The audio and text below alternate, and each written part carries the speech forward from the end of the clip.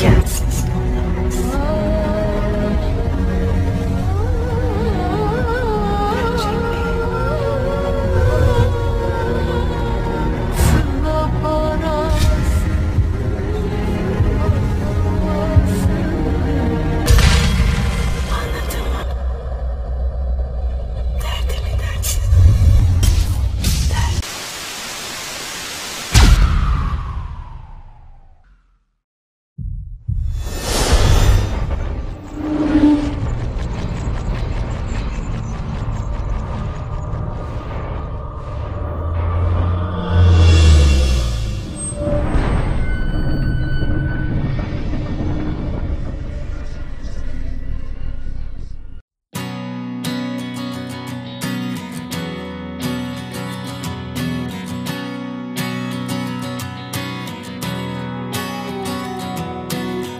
There's a train I've been riding,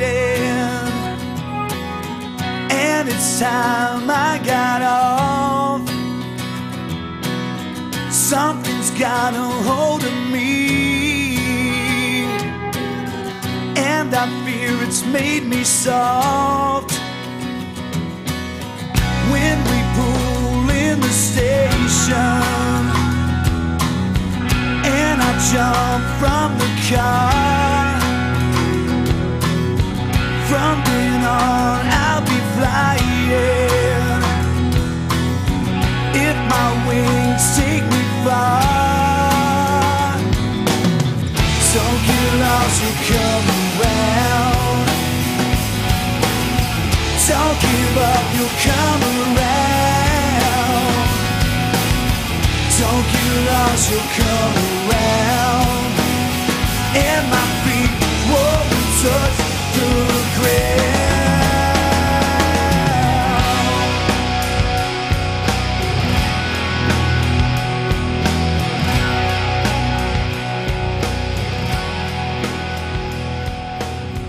Tell the pilot, take me high. Charlotte Thomson Iserby served as the head of policy at the Department of Education during the first administration of Ronald Reagan.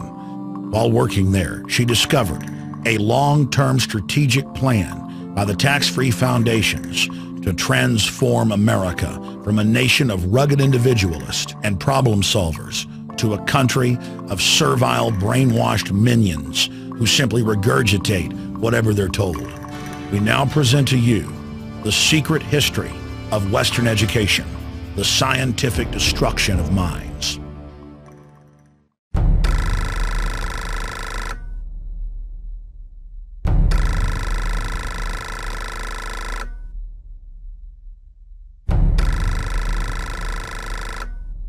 The minutes reveal that in 1910, the Carnegie trustees asked themselves this question, quote, "Is there any way known to man more effective than war to so alter the life of an entire people?"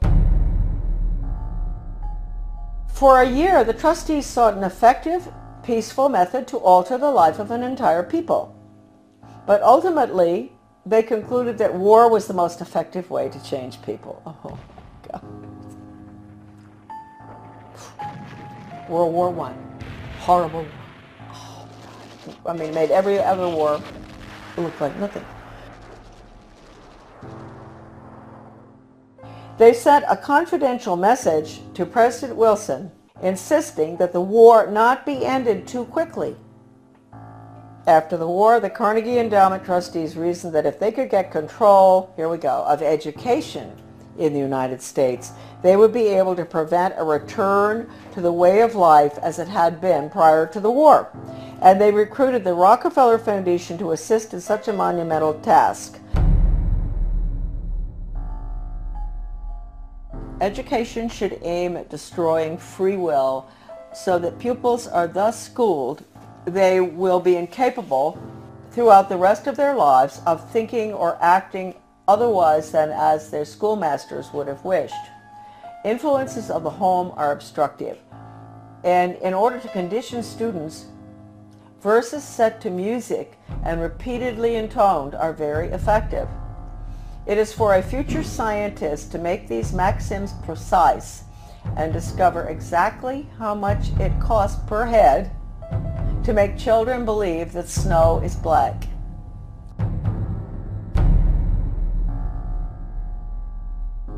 When the technique has been perfected, every government that has been in charge of education for more than one generation will be able to control its subjects securely without the need of armies or policemen."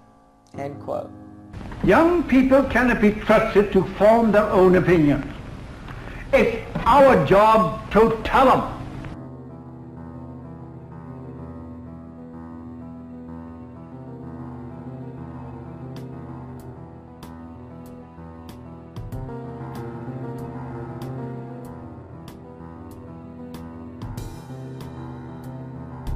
I had never intended to become involved in the battle that all of us are involved in. I had no idea anything was wrong with the way the country was going when as I was growing up, and even during my Foreign Service experience, I found myself mysteriously, I would say the good Lord works in wondrous ways, being put in spots around the world or in my country where extraordinary things were taking place under the guise of change.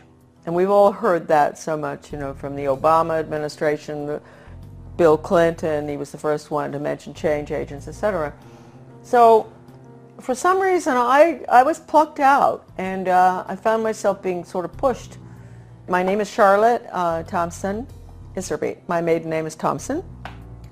My husband, who I want to give great credit to at this point, was Belgian, from the Flemish part of Belgium. I met him, I'll explain that later, in Europe when I was working at the embassy in Brussels. Without my husband's help throughout the last 30 years, certainly when we came back to Maine, my work never would have happened. And he understood beautifully. He had been highly educated in Europe, and he understood the whole plan. In fact, about 5 years after we had come back to the United States, someone gave me Gary Allen's book, None Dare Call It Conspiracy. I was on the school board, and this lady called me, and she loved the work I was doing on the school board. Of course, nobody else did, but she said, "I've got a book for you." She brought it down, and I read it, and I looked at it, and I thought, I've never heard of such thing as this. I mean, this is a conspiracy to really take over the world. Thank you, Gary Allen, who's no longer with us. And so I said to my husband, good Belgian, well-educated, "Do you know about this?" And so he took a look and he said, "Yeah, sure I know about it." I said, "You know about this? You know about the Illuminati and the Bavarian conspiracy? You know about all this, the plan to implement a world order huh?" And he said, "Well, yeah, I learned all that in school." And I thought, oh, okay. So thank you, Jan, wherever you are. I think that maybe you're very involved in helping all of us right now straighten out this mess. We go back. I was born in 1930. Yes, I'm getting there. My mother was from Virginia, a wonderful Southern conservative, wonderful gal. And my father came from Pennsylvania. He came from a family that in mining. And his father was a very recognized mining engineer who ultimately went out to South Africa and opened the gold mines. And my grandfather knew all these people. My grandfather was Skull and Bones. My father was a wonderful person. He was mayor of several towns on Long Island, New York, and in New Jersey, and he was a real constitutionalist. And somehow he was a member of Skull and Bones, but he didn't have anything to do with the power structure there, right? He absolutely nothing, although he did go to their meetings, and he went out to the island for retreats and more that stuff. He went to Bohemian Grove once. And so I grew up in sort of an atmosphere of, it was apolitical in a way, except for local politics, which my father was fabulous on. Anytime anybody did anything like wanted to break down local government or get rid of elected officials like regionalism does, my father would be right there with the Constitution. So anyway, I went to private schools, and I got out of prep school in Wellesley, and I decided I really didn't want to go to college. A lot of people thought it was a mistake. I wanted to go to business school instead. I was tired of what I was, somehow I had a bad feeling about things that were being pushed in the prep school. Like I was a member of World Federalists. I was falling for this junk. So, but somehow I didn't want to continue that. So instead of going on to Smith or Vassar or what, I went to Catherine Gibbs Business School in New York City. Wonderful, wonderful, difficult school.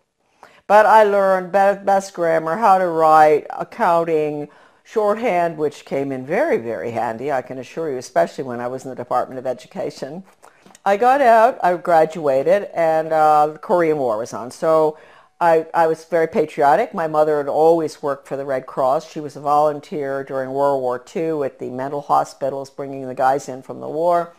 So I heard a lot about the Red Cross, which is, I want to point out right now, changed enormously from that time. And I wish I could say it in a better way. I think it does very good work. But it's connected with all the other, you know, non-governmental, non-profit groups, and they have all been infiltrated. I signed up for Korea, that's right, but they changed my orders. And at the last minute, I went to Guam. I spent a year there. My next assignment was Chitose, Hokkaido, another air base, fighter base, I think. I finished my tour. I didn't want to come home by air. I wanted to go by ship. So I decided to go. A friend of mine went with me, third class, in the bowels of the Vietnam, which was a freighter. Luckily, I was in third class, so I was down, and we had very good food, because French have good food, whether it's third class or not. Always a big bottle of wine in the middle of the table, and the people at the table were coming out of North Vietnam, coming out of North Korea, and China. They were refugees.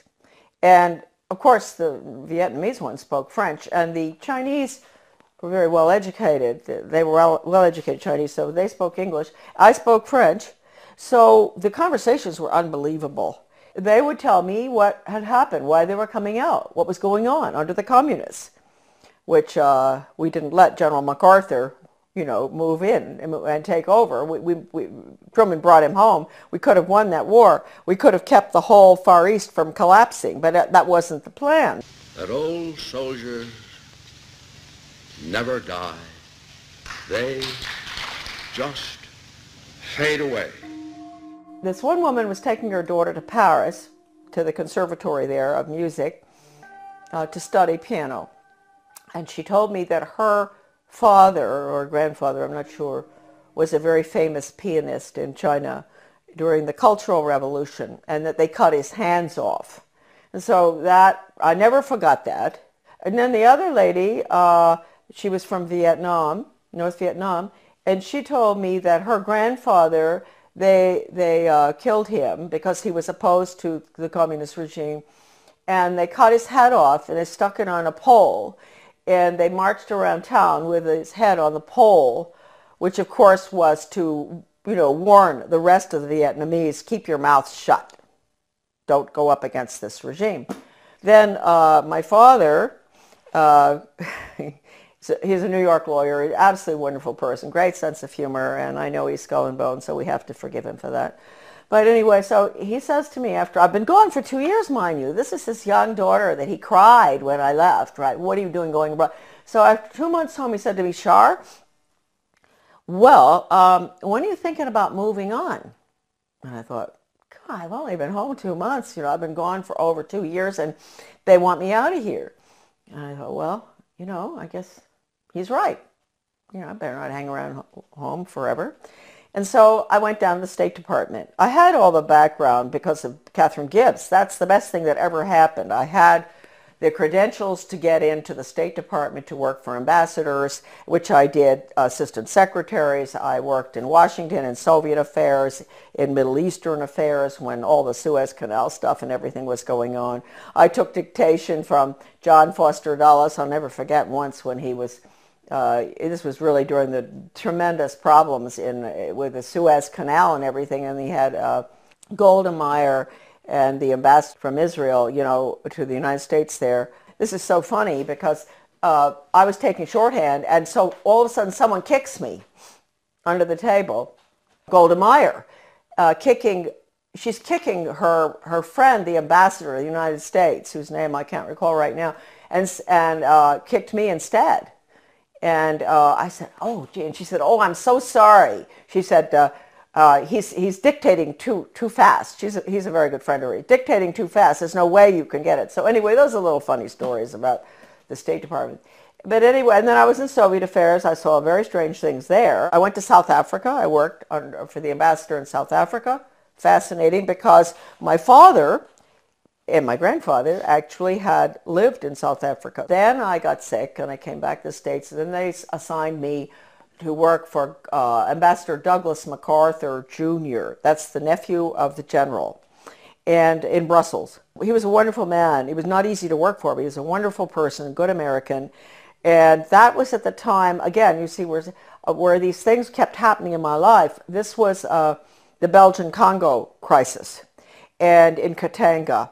And I was there. I saw all the cables coming in regarding the UN troops and how they were raping citizens and nuns, and people were dying and all. So I was there in Brussels. Here I'm learning, Charlotte's learning, that the UN isn't what people think it is. And all these cables coming in. I meet my husband. I meet him on a train going skiing. That's how I met my husband.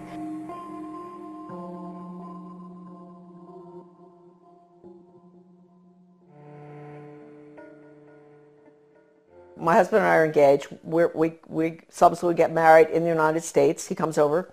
Then we go back to Belgium, and we're there for about 4 years. And then from there we go again to a hot spot, which I didn't realize. I'm talking about the weird things that happened. The hot spot was Grenada. I could see then from our house overlooking the bay, the lagoon in St. George's, all this activity. Boats coming in with strange flags. Stokely Carmichael came down there to sort of stir up the pot to get the Grenadians, mad at the rich, nasty capitalists who owned these yachts and all. It was really getting bad there. And I knew the political situation well because we had Grenadians working on the boat. I had a lot of Grenadian friends in government as well.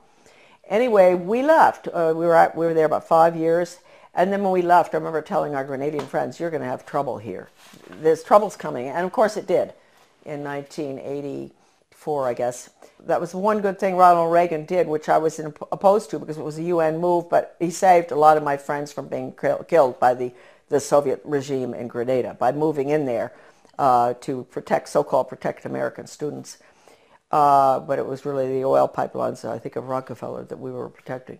We're in Grenada. We go back to the United States. I put the children in public school. So here we go. I had no idea that education would be any different from sort of what I'd had. I had had a good education, a private school education, but I didn't know. And so they go into the public school system in Camden, Maine. And in retrospect, I believe that that was a pilot school, one of them for the whole country, for changing our education system from an academic classical educational system to brainwashing for the international socialist government. Everybody has all the research on this. I have so much. It's all in my book, The Deliberate Dumbing Down of America. I hit Camden and I start asking, I get on a little committee, philosophy committee, and we were all asked by the superintendent, highly skilled change agent out of Harvard, well, I want to know what all of you feel the purpose of education should be. And so I said, well, I think it should be to give the students a sound academic education in basics and also a strong sense of sound morals and values. And boom, they all looked at me and they said, whose values? And I thought, hey, what's going on here? I said, well, what's happened in my country? I mean, don't we still have the same values? I mean, don't we all sort of agree? You don't steal, you don't rob, you don't kill babies, you don't kill people in war, a lot of things that I thought we believed in. You don't lie. Everything was changing, and I saw it, and I saw the curriculum coming in, and I went for the values clarification training myself to find out. I had a call from a master teacher who taught all over the world, and she said, you are absolutely correct. I was on the school board by that time. After 3 tries, I got on. And she said, you're absolutely correct. I want to pay for you to go for some in-service training. And I said, in what? And she said, well, it's called Innovations in Education. and it's how to become a change agent. She paid $100 for me to go. I went. And all these normal-looking people, nice, some from my own school district and all, and the guy is a facilitator, but he's using this big book called Innovations in Education, A Change Agent's Guide, and it has all these case studies of teachers and administrators and how to sneak in controversial curriculum such as death ed, sex ed, bullying ed, alcohol ed, drug ed, all these programs that have education hanging off the end of them. They have nothing to do with education. It's interesting. You don't have math ed and science ed and all. They call it math and science and history, right? But when you see anything with education hanging off the end of it, red flag, huh? In that training, he taught us how to identify resistors in our community. And they were the people who were smart, who knew that these programs were designed for nothing other than to make children engage in sex, to drink, to take drugs, to do all the things that the parents were being told the programs were to help the children. I was considered a resistor too. Here they were training me to identify myself, huh? And so I never, ever got over that. Also, we were being trained to go to the important people in the community, and they're really very good people. We all know who they are. They're friends of ours and all, but they're head of Rotary, head of Garden Club, head of Historical Society. You go to them and you explain to them in very, very good, highly skilled change agent manner, which is just lies, how important these programs are for your children. We've got to put these programs in. This was 1973 all the way through right now. Huh? That period in education, we call it the unfreezing of our children's values, the ones taught by the parents at home and the church, basically.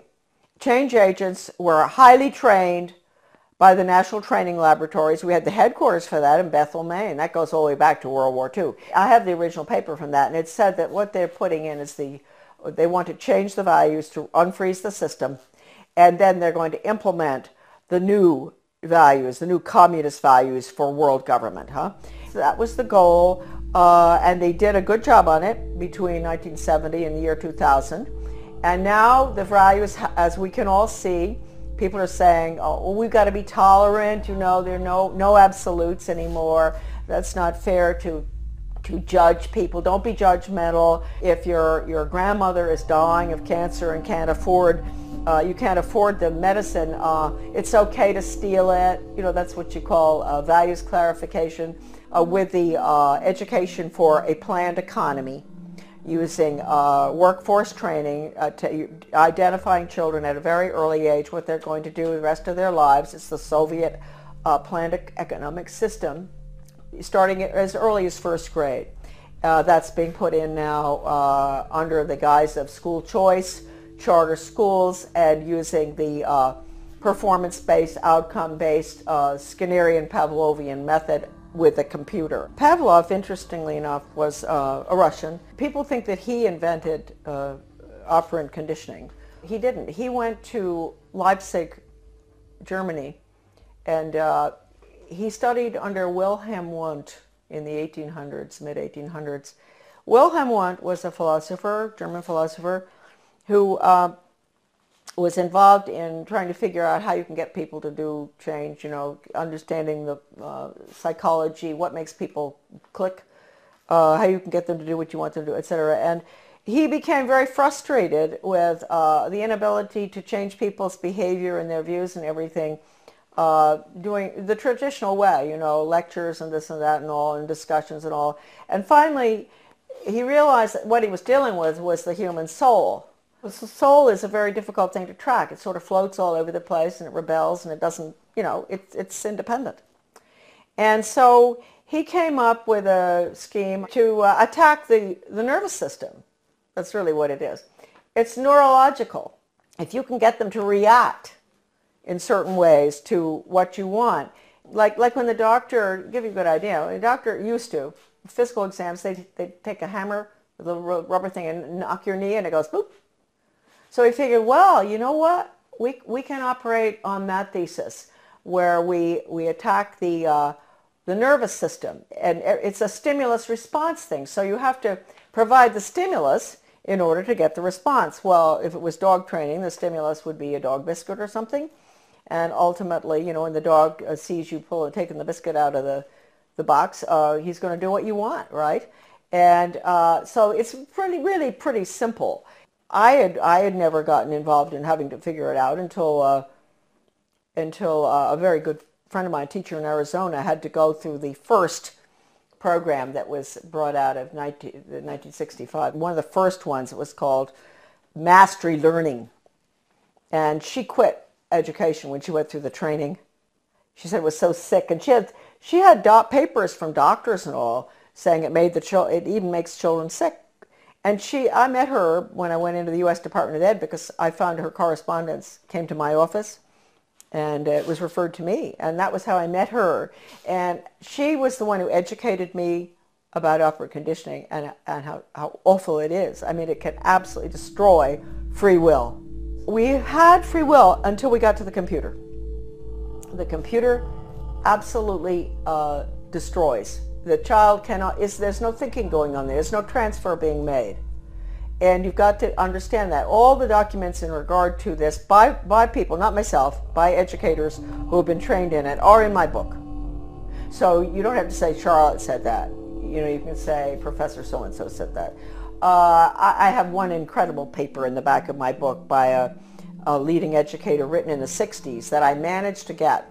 It was attached to the Project Best application for funding that I talked about, the one I got fired for. And that paper talks about the need for computers and how wonderful they're going to be and all. But he says, if you don't agree with the message morally and ethically that's going on to that software, do not do it. And that's coming right out of the mouth of an educator involved in it. He says you have to have a conscience, because that software is so powerful that no matter, you may think, oh, well, the person on the other end, you know, he can do what he wants and make up. No. Once it's in the software, and once the child is clicking away on the computer and getting the little happy face as the reward, that's what happens. We all know that feeling when we get something good on the computer. He's not going to ask any questions. That's it. Finished. And it can bring the student to a certain totally opposite position in their thinking using Socratic questioning. So it's very dangerous. I can't tell you how dangerous it is. I mean, how dangerous is a method that can actually change, actually destroy one's conscience. That's bad news. And we were all softened up, and that's what we're looking at today. Now, the refreezing has to take place. The refreezing is going to take place with the use of the computer. Schools will be bookless. They are already some of these programs coming in. So anyway, I was on the board. I saw that. I went for the retraining. Then I got off the board, and I formed with Bettina Dobbs of Maine, a wonderful teacher and a nurse. We formed something called Guardians of Education for Maine. And we were in business for about 15 years. We did a lot of very good work. In 1980, I went to work for Ronald Reagan, and I worked there for 2 years until I was fired. Right.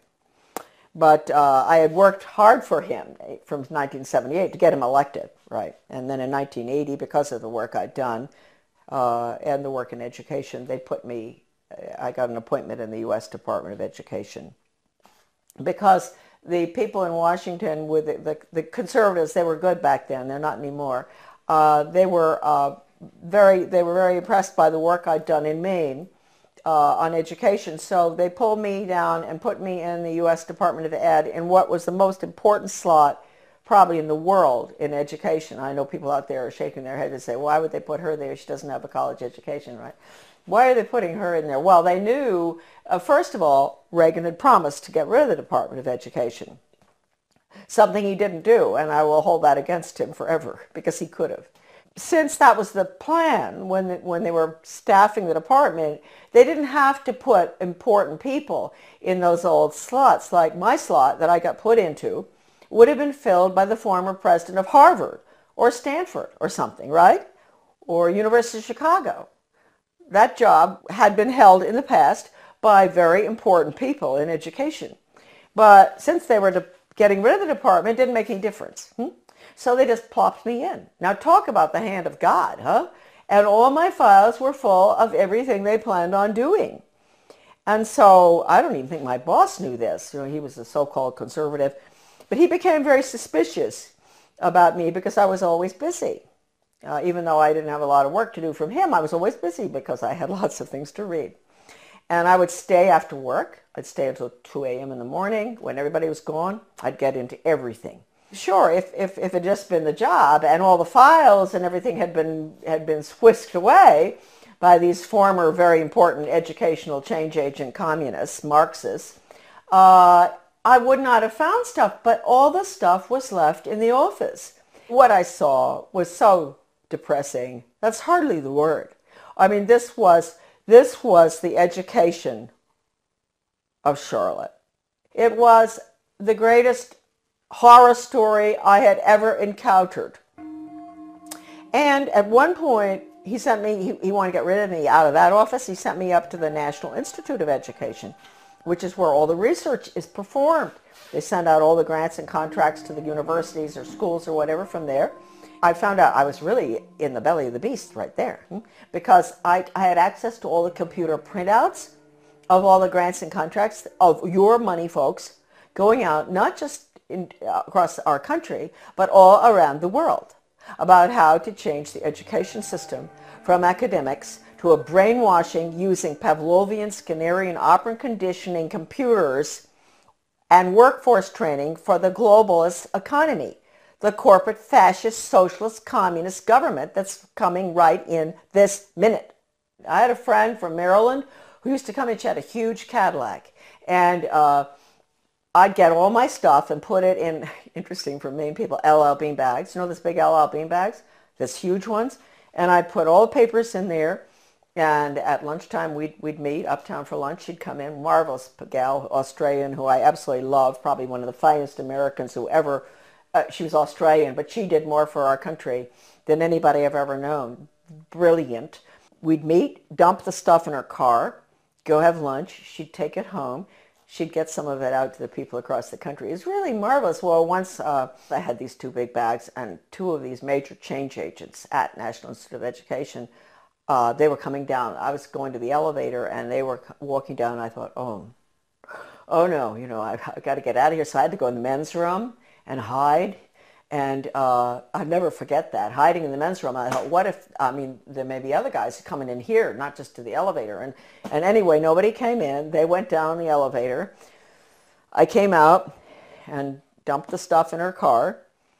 It was not a really exciting job. It was mainly to see if the universities, the schools, the different entities across the country that were getting money or around the world from the taxpayers, that they were getting their quarterly reports in on time. That's all. It had nothing to do with philosophy. Huh? And so one day I ran across a grant to Lansing School District, Lansing, Michigan. This was University of Michigan connection with my office. And it was a values clarification program for first graders, elementary school. And it pre- and post-tested those little children about what goes on at home, what religion do you... And I looked at this thing and I thought, what on earth are they doing? And so I turned to this bureaucrat who was working with the GAO about financial things, and I said, look, we're doing waste, fraud, and abuse. I know that. But I said, take a look at this. Don't you think that this is pretty wasteful, fraudulent, and abusive in another way? And so he took a look at it and he said, oh my Lord. He said, this is horrible. And really nice guy, bureaucrat, Washington. People sometimes get after all the bureaucrats. They're not all that bad. Some of them are just like us, and they care. And I said, well, look, you know, I'm only meant to be here 2 weeks, but could you give me extra time? because I want to go through all these grants and contracts. And he said, you can have as much time as you want. So I spent 6 weeks up there going through all the stuff. And I can't tell you how horrible. First of all, even if you don't care about children, you don't care about education, you don't care about your country, you don't care about anything, people? Are there people out there who don't care about anything? They do care about their wallet, huh? You should care about this money that has been spent in the name of education. It's total brainwashing. Anything coming out of Washington is a total Marxist brainwash. And Marxism is the world of the future unless we stop it right now. I'm fired for leaking one of these documents to Human Events. It was the one that put technology into, with the computer on, with the curriculum on it. It was a grant going out to every single state with the computer curriculum for the state. Can you imagine? Designed by Washington and all the different government education associations. And within that big paper that I found, Better Education Skills Through Technology, it was called, Project BEST. I found this one paper, this was sort of a draft, and it said, what we at the federal level can control and manipulate.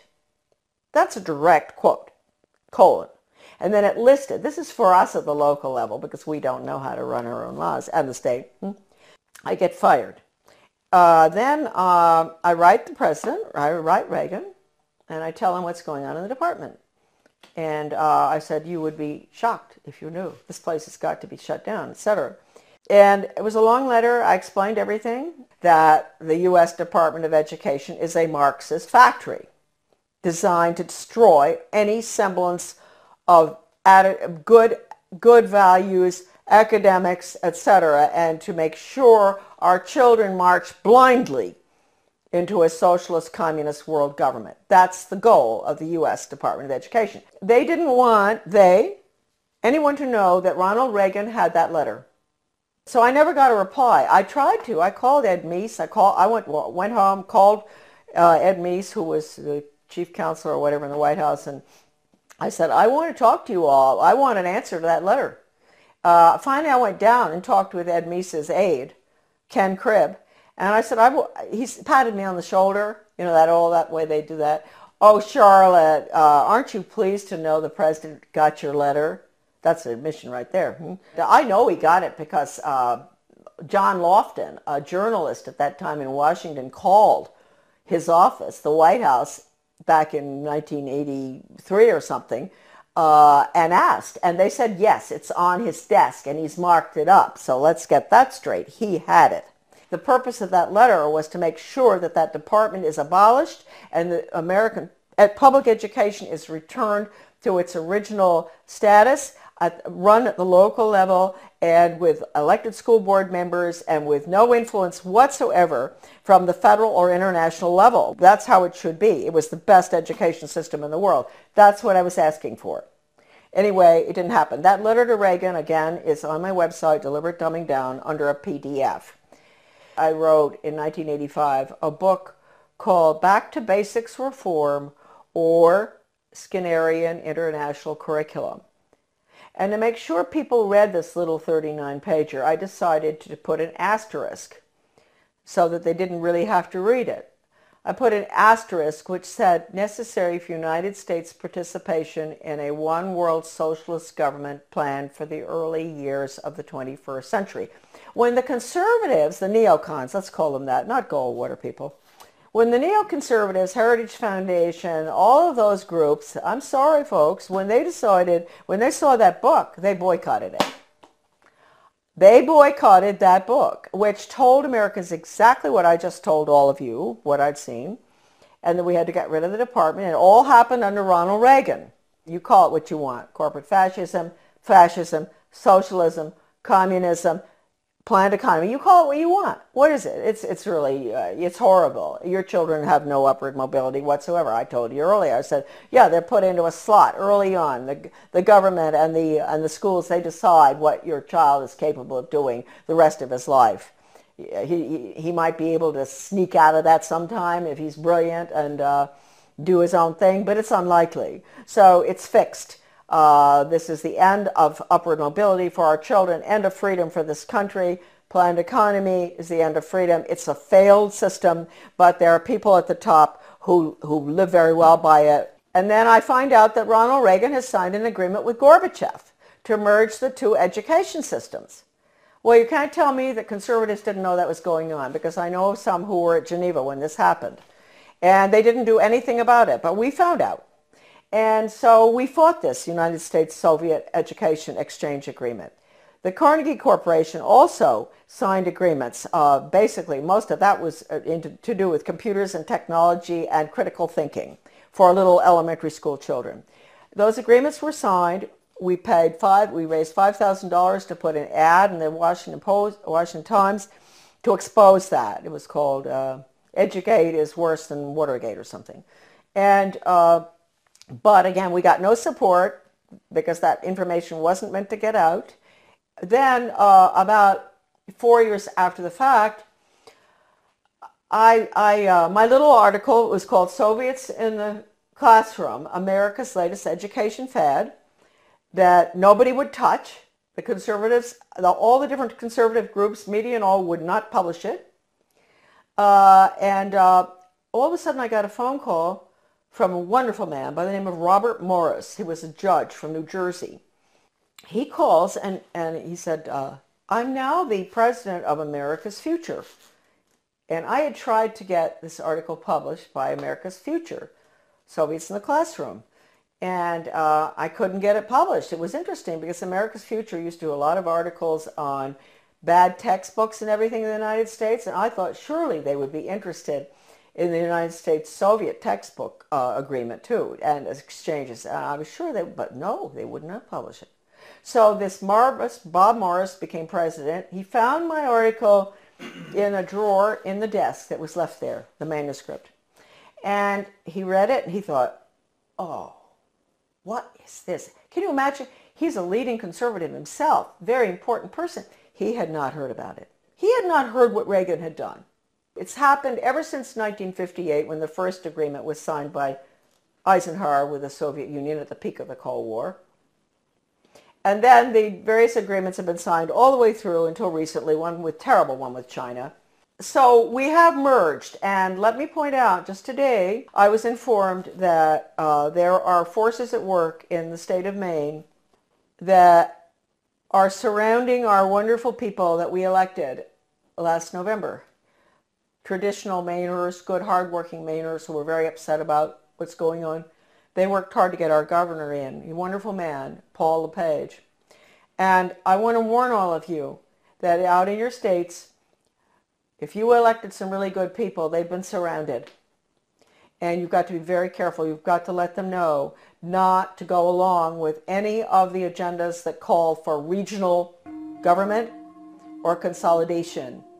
Because regionalism, you know, the merging of services, the police forces in one town, police force merges with another one, the schools consolidate, all the little schools merge into a big one. They tell you that's to save money and all. They're lying to you because it doesn't. We know that. It doesn't save money. But what it really is, regionalism is communism. And I have an article. It's in Deliberate Dumbing Down of America. You can look up the name Zeitlin. You will see this communist writer for the Communist Daily World in the mid-70s talking about the need for the United States to implement regionalism and consolidation. It's communism. So any effort that you see out there where they use the word, they don't use the word regionalism that much anymore, they're getting smart. They use the word consolidation. They convince the people, especially in economic downturn times like right now, this tragic time we're going through, that this will save money, that it won't have as high taxes. Consolidate, consolidate. Don't do it. We are the major country that's going down to communism, and the rest of the world will follow. They'll call it the global system, the international socialist global system. It is nothing but a totalitarian system. In 2002, President Gorbachev, in speaking in London, he called the European Union the new European Soviet. We know what we're looking at. The North American Union and all other regional entities throughout the world, whether it's the Pacific Circle Consortium or whether it's the Middle East. You think we went into the Middle East for any reason other than to destroy Iraq and to make it part of a region hooked into the banks? What they're doing is they're destroying the Middle East so they can restructure it as a region in this new world order. So these are all the regions. Their whole structure is based on the model, which is the European Union. So I ask Americans, what will you call? What would Gorbachev call the North American Union? He would call it the North American Soviet. How do we like that? Wake up. If there's anything that is important for you to remember from these videos today, is that we are at the end of the line. We are doing exactly what Gorbachev wants. Consolidation. Now, this is an interesting cartoon. This is regional government. This is the consolidation of schools, basically. And you see the little guy in the one-room schoolhouse. He's chewing a piece of grass or something. And he looks very happy. He belongs to Little Frog Lick Creek High School. He's chewing the grass with a smile. If you follow him through, you're going to see him looking more and more miserable as they merge his one-room schoolhouse to a six-room schoolhouse, to 8 more schools, and then into a central school, which is a region. And then you're going to see him at the end. He's holding his left arm out, up like this, clenched fist, little hair, very unhappy, and his t-shirt says, Our Lady of the Benevolent Dictatorship, One World Global Training Corps. And then the last one, he has on earphones, you know, like you guys have all the time. Finally, he's smiling. He's connected to something with a wire. And it says, Interplanetary Carbon Unit Reprogramming Pod. Well, I saw that in a very liberal left education journal called Phi Delta Kappa. Many people will recognize that, 1983.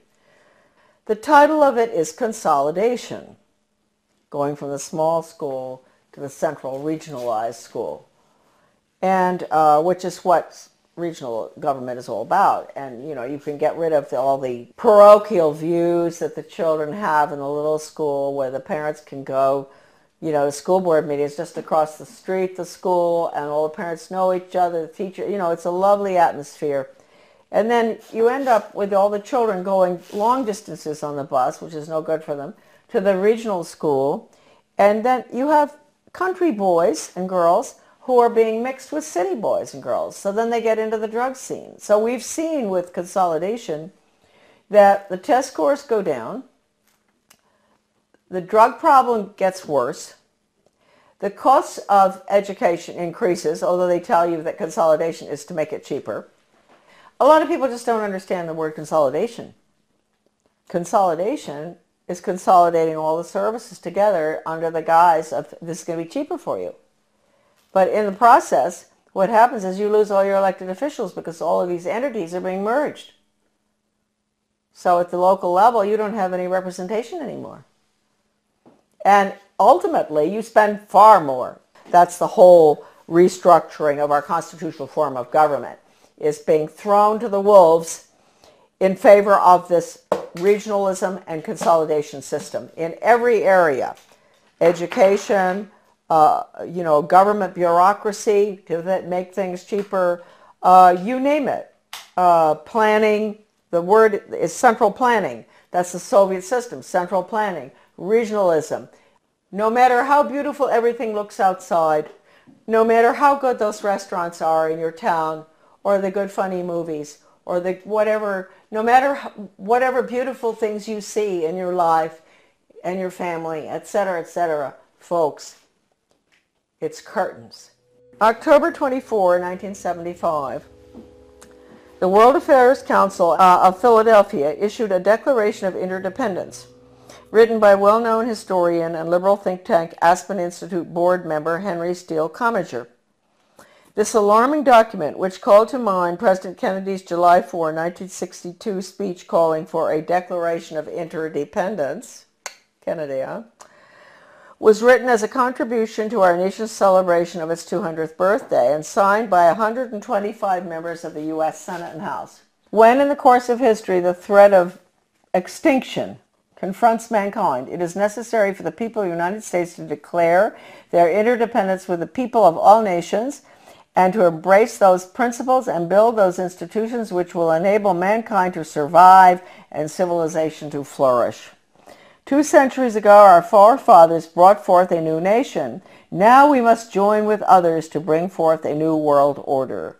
We affirm that the economy of all nations is a seamless web and that no one man can any longer effectively maintain its processes of production and monetary systems without recognizing the necessity for collaborative regulation by international authorities.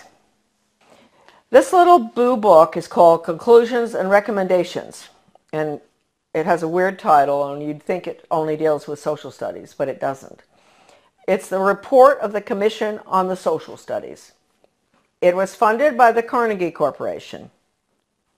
And the book virtually recommends that the curriculum all be geared towards the Soviet system, internationalism, planned economy, etc. It's been referred to by a leading British professor of British socialism as a plan for a socialist America. This book is at my son's website, AmericanDeception.com, thank heavens, because this is the only copy that exists in the whole world, right here. All right, so that's dated 1934. And what they're doing there is they're really talking about putting in a planned economy. So that's what we're putting in right now with the program that's just going into our little school in Dresden, Maine. We've put in the Di Lorenzo Reinventing Schools plan, which I said earlier, your children will be graduating at 14 or 21. No grades, no ABCD, no kindergarten through 12th grade, because it's going to all be workforce training, and the curriculum will be based on the Malcolm Baldrige Total Quality Management Award that has only in the past been given to Cadillac and Hilton Hotels and things like that. The Malcolm Baldrige National Quality Award gets results. We're not there yet. We're continuously improving, and it's something that is so deep in our organization that the concepts and principles of Baldrige will be applied forever here. So this same Carnegie Corporation in 1933 instituted the 8-year study, which went on until 1941. That's the Skinner method, performance-based, results-based. That's all what you can do, not what you know in your head. They don't want children to think or know anything, no history. It's what you can do for the good of the global economy.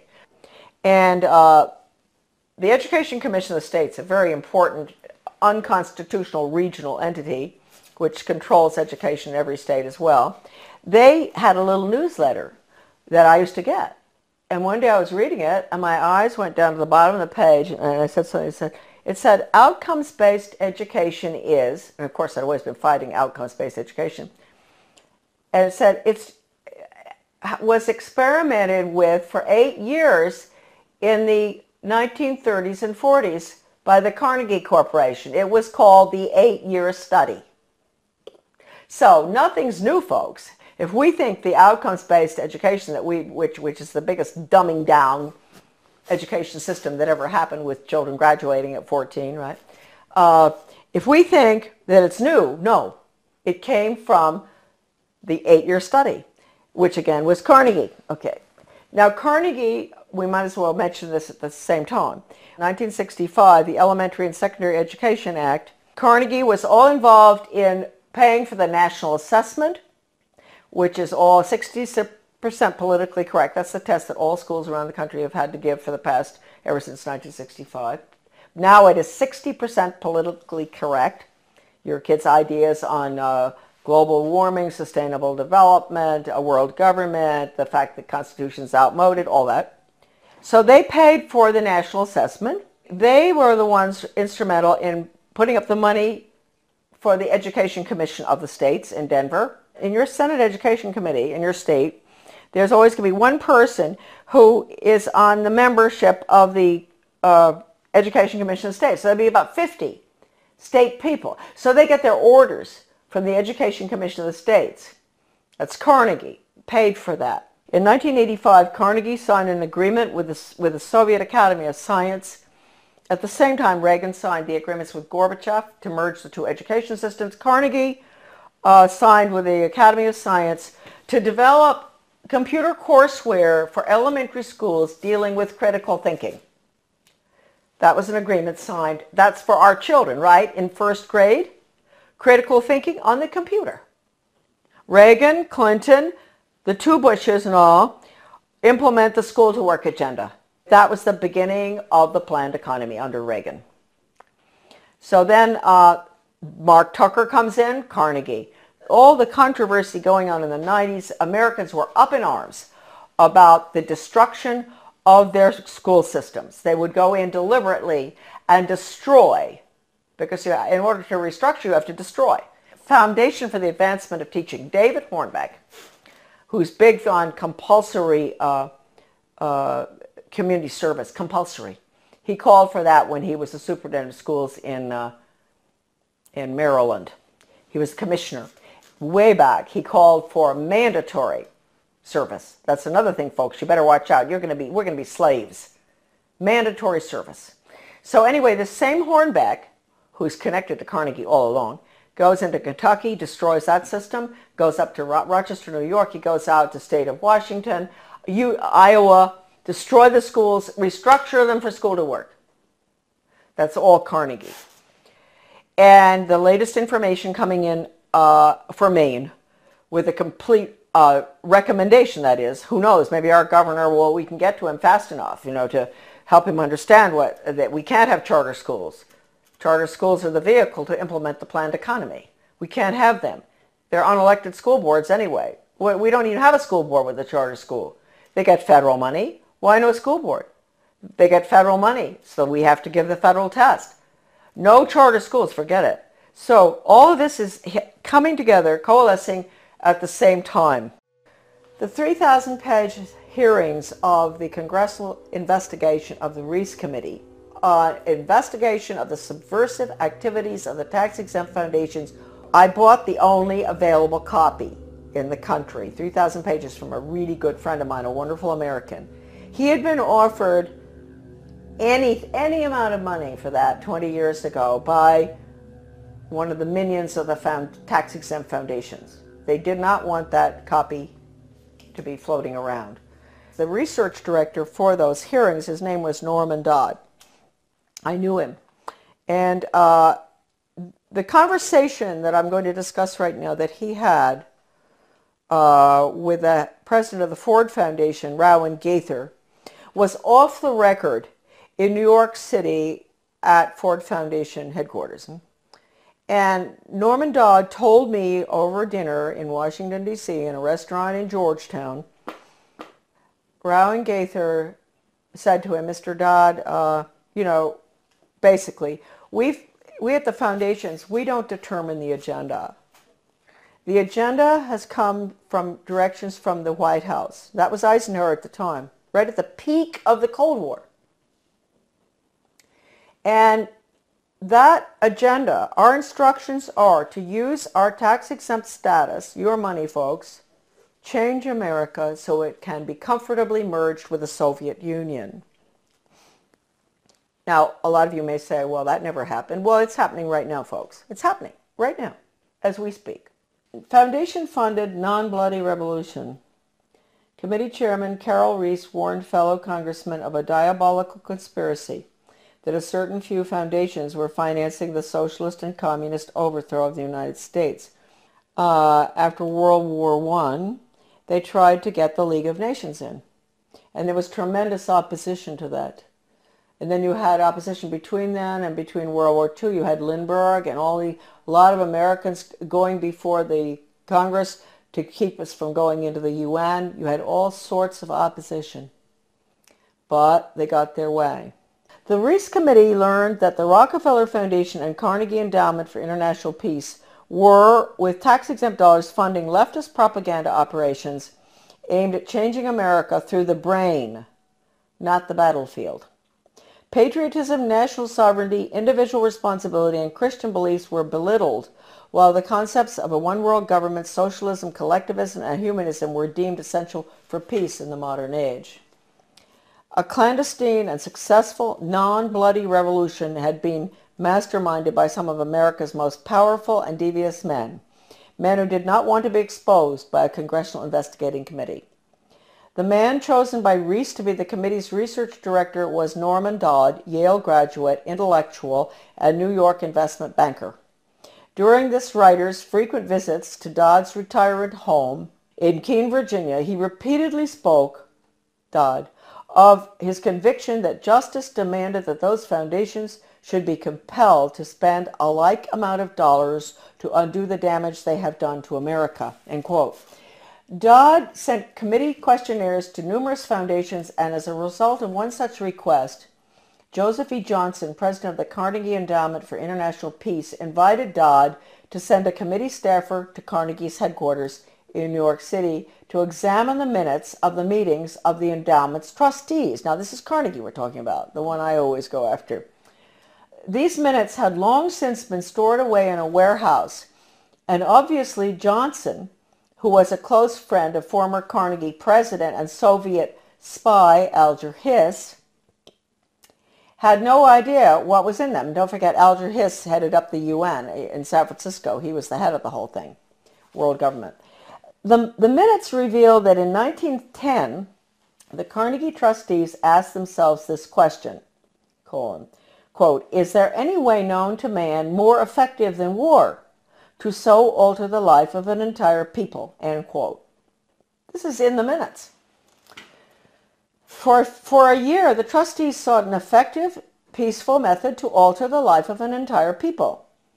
But ultimately, they concluded that war was the most effective way to change people. Oh, God. World War I. Horrible war. Oh, God. I mean, it made every other war look like nothing.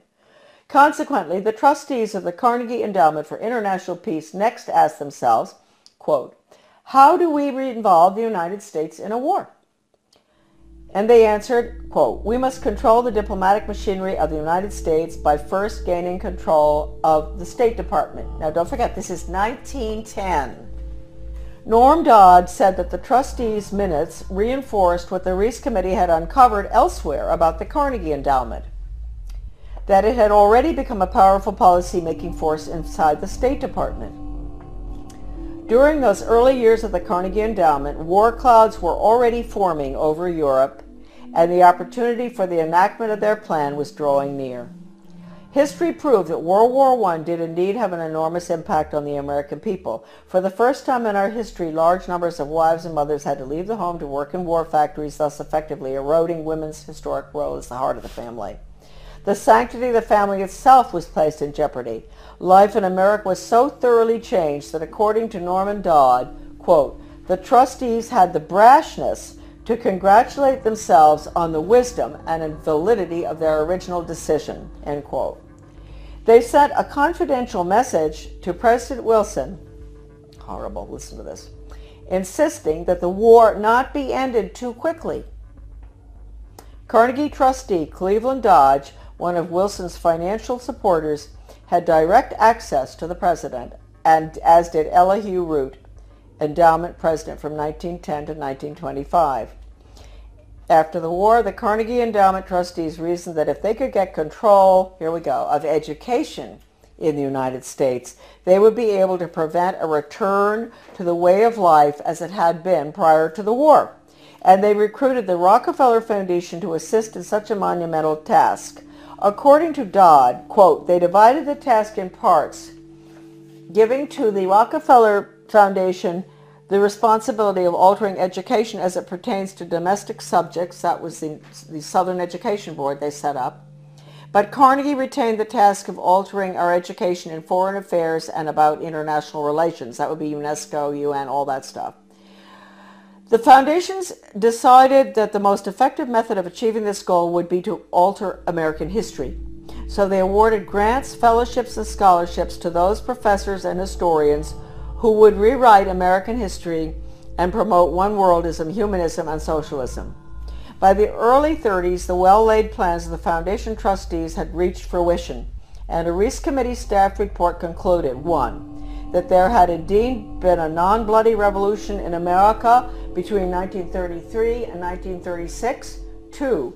That a certain few foundations had funded efforts to change the beliefs of the American people through education and propaganda. And 3.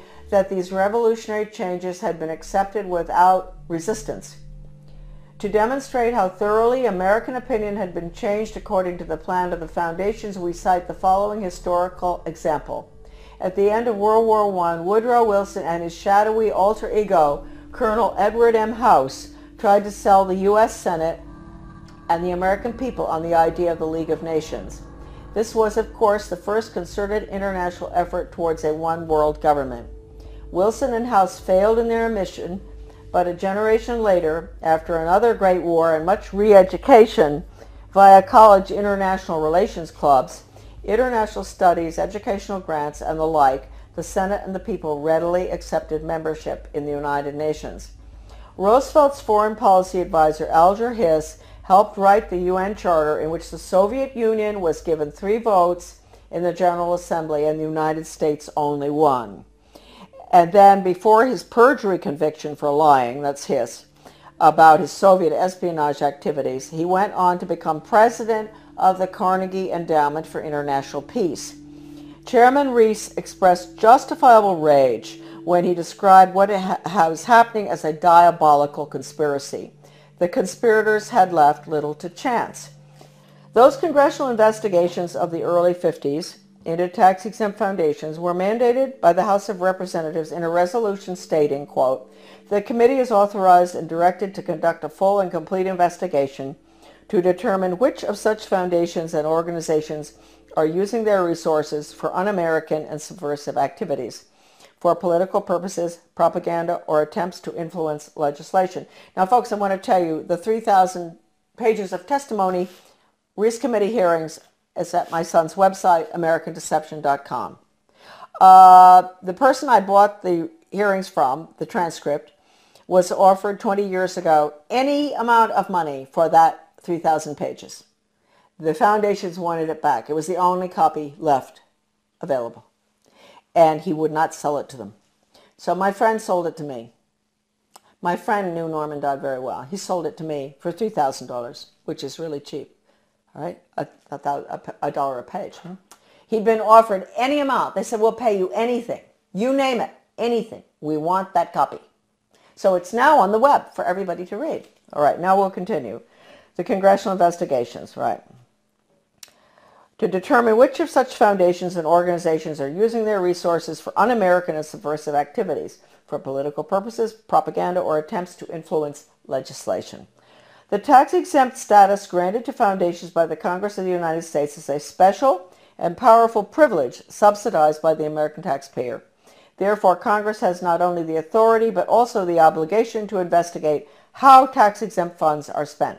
This should be the next investigation. Ron Paul should do this one, after the Federal Reserve.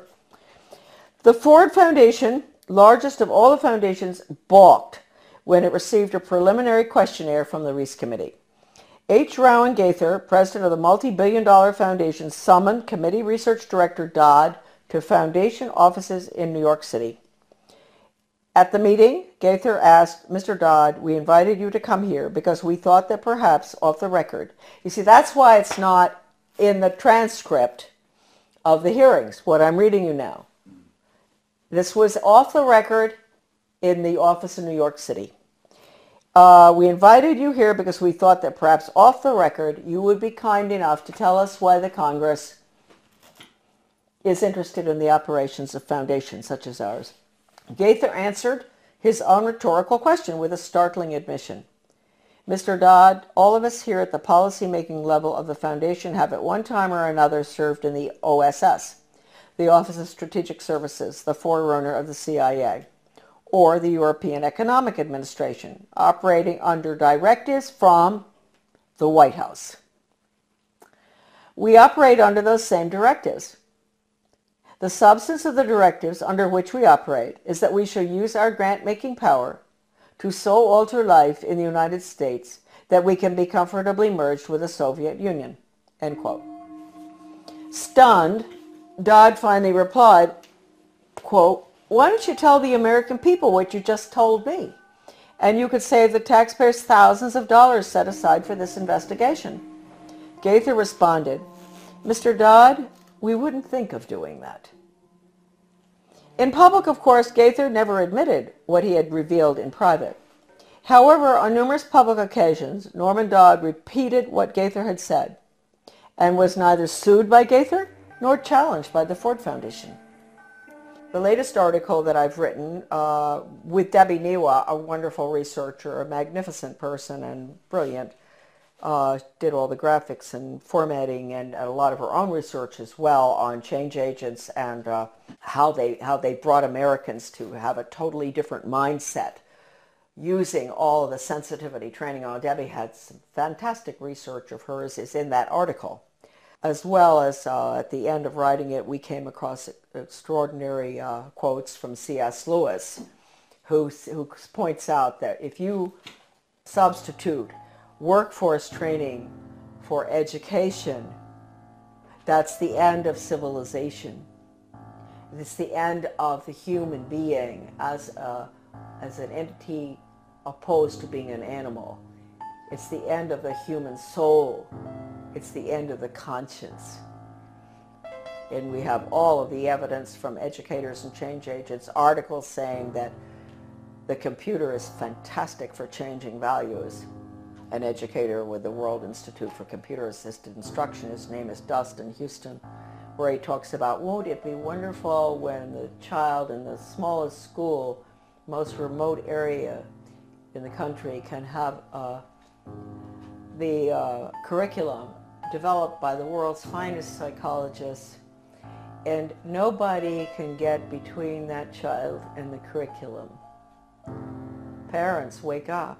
That means you, parents, you can't get between the child and that curriculum. You can't control anything anymore. You've lost it. This is going in right now. And they say this works too. What works? I always wondered when I saw this stuff titled What Works in the U.S. Department of Ed, and I didn't pay too much attention. And one day I picked it up, something, and what works? Yeah, dog training works. If you reinforce, if you give rewards and all. And mind you, folks, the rewards are being passed out galore all over our country now, not just in education. In my former town of Bath, the police, the community-oriented policing system, the police are giving rewards to citizens who do good deeds. They give them a little medal. They see them help an older lady across the street who has groceries. The police determine what the good deed is. She gets a medal. That's a reward. That's conditioning. That's operant conditioning. You're going to end up with a society that never does anything for the sake of it being right. And they're never going to take a stand against anything unless it's approved by the government. So that's going to be the result of operant conditioning. It's throughout our community right now. The Secretary of Education, Arne Duncan, when he was in Chicago, with the Chicago schools, he even recommended paying students for good grades. Now, that's why teachers are up in arms about merit pay, performance-based pay. That's the same thing. They're going to pay the teachers for students getting good test scores. Now, wait a minute. First of all, you might think that sounds good. No, you got to ask yourself, what's the test? It's hard to believe that anybody would deliberately do this to children, but they are. They're evil people, and their agenda has been evil ever since this book was written. This is it. Proofs of a Conspiracy by John Robison, great Scottish scholar back in 1798. He was a Scottish Freemason, and he went to France and studied, French Orient Masonry, and was so shocked by what he saw, it was so much worse than the Scottish Rite, that he went back and wrote that book, which he actually did give a copy to George Washington. That book is like a global education textbook being used in the American schools right now. It talks about 1798. This is after the French Revolution. You know, get rid of royalty, get rid of religion, get rid of the family. That's basically what's in the book. Huh? Actually, they talk about dropping borders. Sounds just like a global ed curriculum. Turning the children against their parents. It's pure communism. That's why I say that now, basically the only thing that we can do, certainly with education, which is being turned into nothing but corporate school-to-work agenda using the Soviet-Cuban Polytech system where they pull the children out, send them over to the cigar factory, you know, at noon to learn how to make cigars. The same thing here. That's being put in. It's been in the works for 30 years. The nail is going in the coffin right now. It's coming out of Europe. It's the program that's going through Maine right now. It's called Reinventing Education. De Lorenzo. This is all in my article, The Death of Free Will. All of this documentation about the final nail in the coffin, which will be school to work across the board for global corporate profits. Our children are nothing but human resources and guinea pigs to be trained like animals. Animal training using Pavlov, Skinner, all of which was brought into the United States by, we'll get on to, the order at Skull and Bones.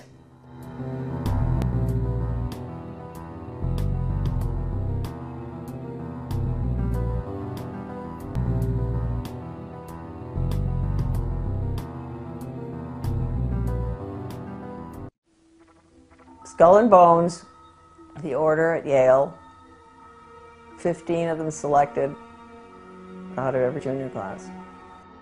They paid. Wall Street financed Hitler, financed Stalin, creating communism, which is what they did. That's all very bad, and Skull and Bones is all involved in that with the order. They concerned the build-up of the three types of socialism: Bolshevik socialism in Russia, what we might call welfare socialism in the United States, and Hitlerian or National Socialism. And each book examines the financing and the contributions made by Wall Street, by international bankers, to the development of that specific form of socialism. It also was involved in changing the American education system from a classical academic, brain-oriented thinking, destroying that, and imposing an animal training method, which Skull and Bones was deeply involved, and I think I would just say the only entity at that time deeply involved, and managed to bring that wretched system of operant conditioning, Pavlov, Skinner, whatever you want to call it, animal training, out of the laboratory in Leipzig, Germany, Wilhelm Wundt, and get it adopted by leading American educators. Motivation and reward are crucial factors in learning. A motivated animal will learn any response which occurs and is promptly followed by a reduction in the strength of the drive.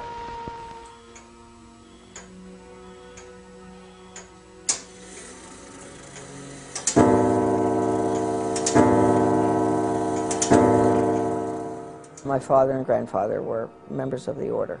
Skull and Bones was put together by William Russell in 1830, secret society at Yale University. And the connections with Germany are pretty extensive. You know, the Illuminati, I think, it's got to be, I think that there's a lot of research out there that I haven't even read that is there, that does connect it with the Illuminati. And the Illuminati, of course, was Bavarian Marxist society based on destroying the family, destroying the church, which at that time was Catholicism, destroying religion, destroying national entities, boundaries, no more. I have, you know, the Proofs of a Conspiracy by Robeson, an original copy of that, and it says right in there, you know, where the order, it's interesting, the order, right? The goal was to, just as I said, down with the family, down with the royalty. At that time, governments were royalty, and they were religious. That was Western European, right? Down with nationalism, get rid of countries, drop borders, drop borders. I mean, and people think that that's new. The Illuminati order, this is skull and bones, see? The Illuminati order documents show that Raphael in the Illuminati is identified as the same Professor Karl Casimir Wundt. This is fascinating. Kirchenrat Karl Casimir Wundt, the one we're talking about, was professor at Heidelberg University in the history and geography of Baden, this town, and pastor of the church at Weibelingen, a small neighborhood town. So Wundt was connected with the Illuminati, his grandfather. Well, this is the background of Wilhelm Maximilian Wundt, who really trained the American educators in the behavioral psychology, stimulus response training type of Skinner, opera conditioning, bells, whistles, all that stuff, which does not teach, it trains for the workforce. Now, this was,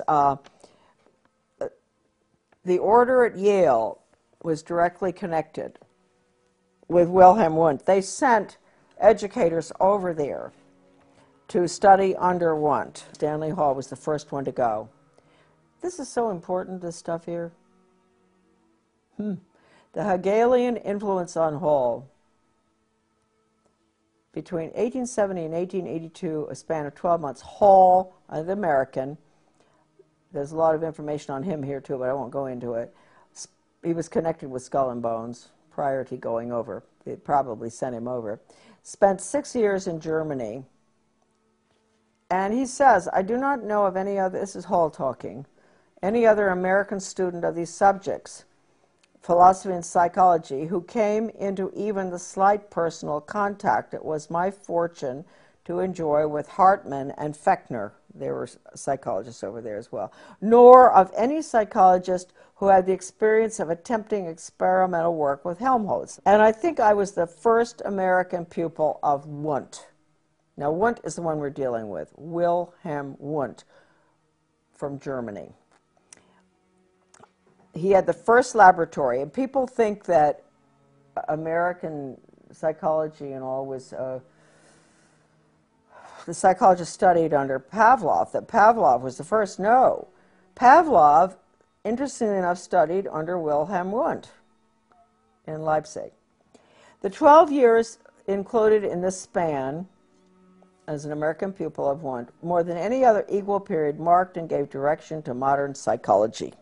Wilhelm Wundt, 1832 to 1920, professor of philosophy at University of Leipzig, was undoubtedly the major influence on G. Stanley Hall, who was subsequently, who trained, you know, all the others, Thorndike, Dewey, and all of them, okay? And he was sent over. Hall, it appears that he had a lot of connections with the order at Yale, and that's why he ultimately ended up going to Leipzig. Modern education practice stems from Hegelian social theory combined with the experimental psychology of Wilhelm Wundt. The Hegelian theory, you know, create the problem, people scream, impose a solution type of thing. And no right, no wrong, too.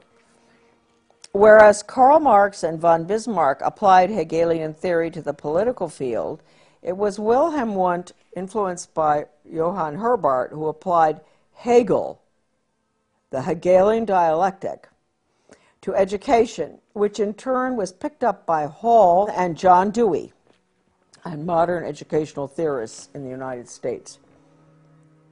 That's the create the problem, and people scream, impose a solution. That's the Hegel. Wundt is the animal training method that bypasses the brain.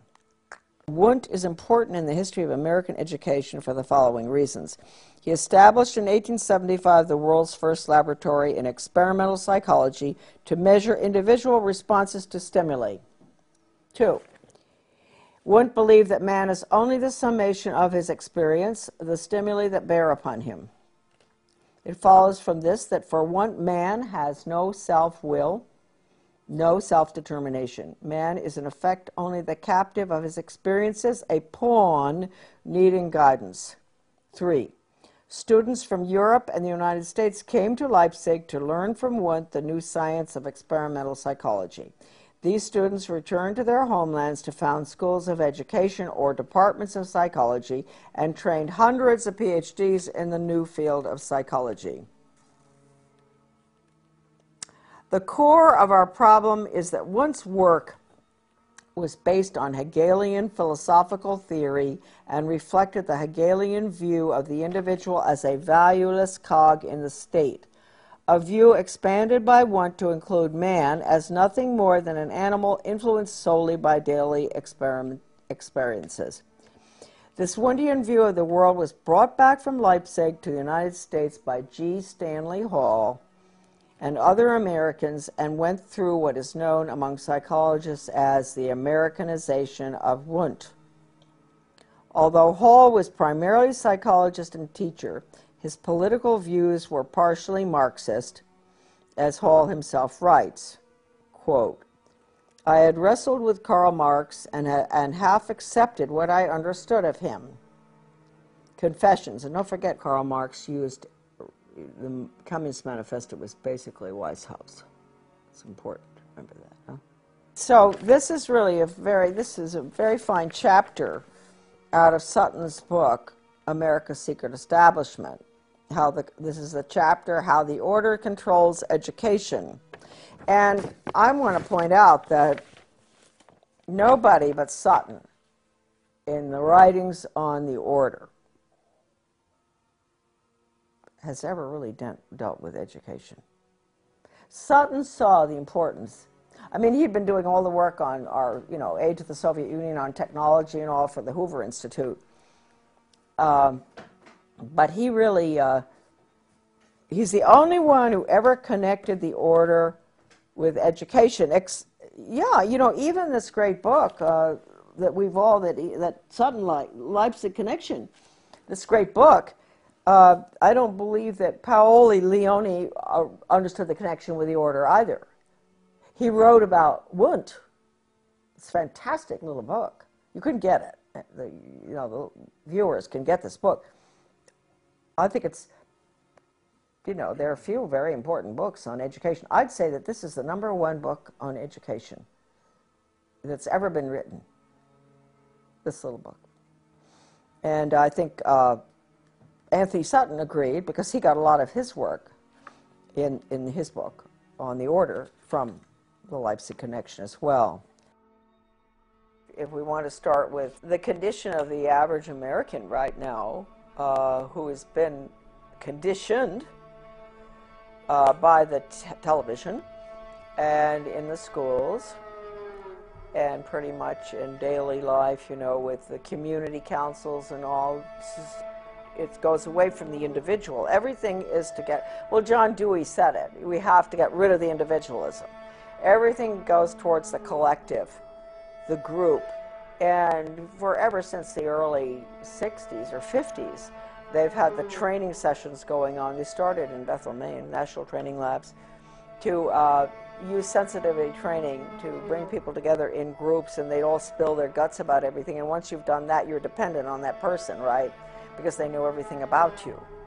So this is the way you form the collective. It really is very interesting, the sensitivity training, how it works. And it says right in the original documents that it's Chinese Communist thought control. Well, Americans have been exposed to this now, certainly since World War II.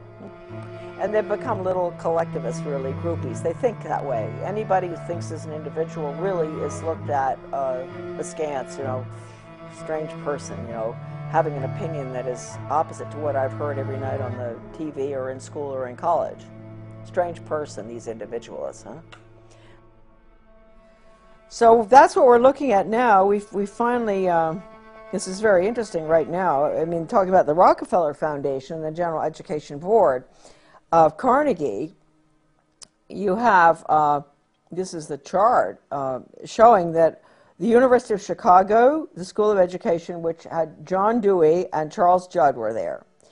Columbia University Teachers College, John Dewey Thorndike, who had his pet chickens that he trained, James E. Russell, and then James McKell in the Department of Psychology at Columbia, all of those were all funded at Hopkins Medical School by Rockefeller Foundation's General Education Board and Carnegie Foundation. Now, when you think back to everything I've been talking about, the Carnegie Conclusions and Recommendations to change the American education, 1934, to change American education from the standard, classical education that we have, basically to outcomes-based ed, because Carnegie, after they wrote that nifty little blue book that outlines a socialist America using Carnegie's views, they had something called the 8-year study, the Carnegie Corporation, which we didn't realize until I read something in the Education Commission of States used to have, or still does, maybe in Denver, has a newsletter. And I was reading it one day, and at the bottom of the page, I just saw something, and it said, OBE is simply because we were fighting OBE, outcomes-based education, performance-based education for workforce training, performance. And I turned the page, and I said, it's just a rerun, virtually, of the Carnegie Corporation's 8-year study in the 1930s. And I went, what? And then we went and we got the whole 8-year study out of the University of Georgia library, because the editor of my book lives in Athens, Georgia. And we got the 8-year study. And the 8-year study actually is what they're putting in right now. It's the no grades. It's removing the Carnegie unit, which requires the old Carnegie unit. You guys went through it in school. We all did. 4 years of math, 4 science, 4 English, 4 history, whatever, in order to graduate. And all of that has been removed now because the student is not focusing on intellectual endeavor. It's workforce training.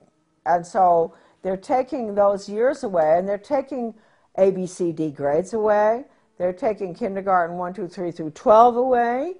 And the whole thing is an open system where the child proceeds at his own pace and has his own test. He's not being compared against anybody else, no competition, because he is the cog in the wheel. He's being trained for the state and the corporations, not for his own upward mobility. Forget classical education. That's what they're putting in right now.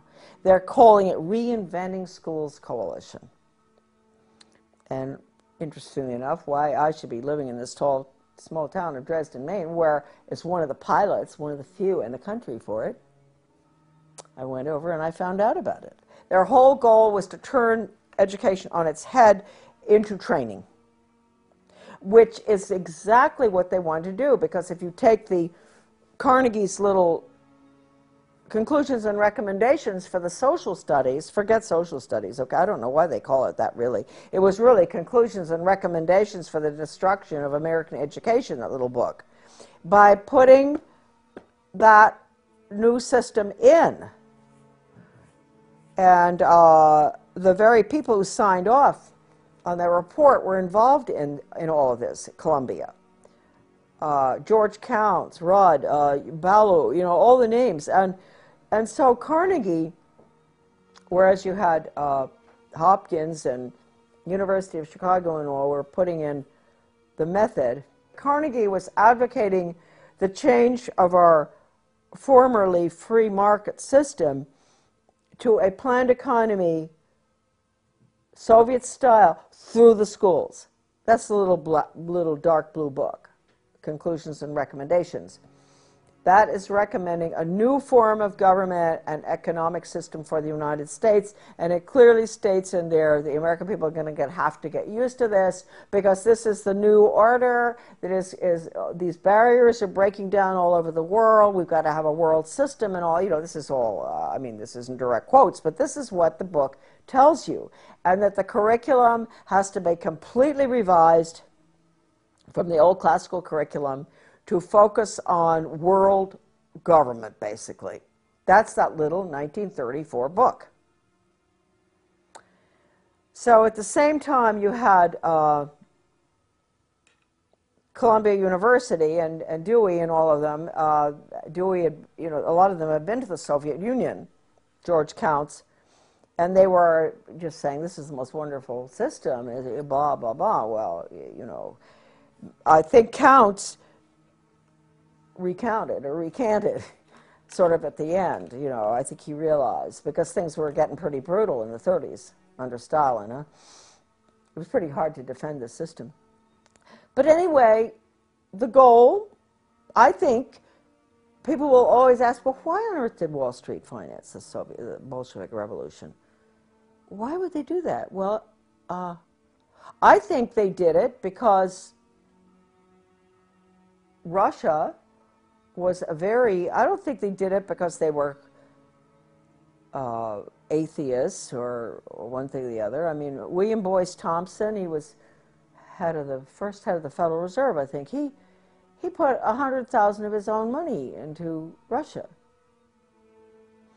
I think it was all greed, personally. I think that's why they initially started supporting the Bolshevik Revolution. I think they wanted to be in control of the natural resources. I'm talking about America's Secret Establishment by Anthony Sutton. I knew Anthony Sutton. We met. We both were working on U.S.-Soviet policy. I used to be in the State Department, so I was interested in that too. But one day, you know, he said, "You know, I'm interested in the influence of the order at Yale." And I said, "Oh, you are?" And interesting enough, I had just the day before received the copies of the membership in 3 or 4 little books. They're actually, we can take pictures of them if you want. I have them. And he said, "You have the membership list?" And I said, "Yes." And he asked me to send it to him, and I did. He promised he'd get them back, which he did. And he told me, he said, "Charlotte, I've been doing research for the Hoover Institute for several years on U.S. aid to the Soviet Union and wondering, what on earth are we doing? Why are we building up our enemy?" I just couldn't understand it. And he said, "When I put all those names on the membership list that you had out on the dining room table, all of a sudden everything made sense.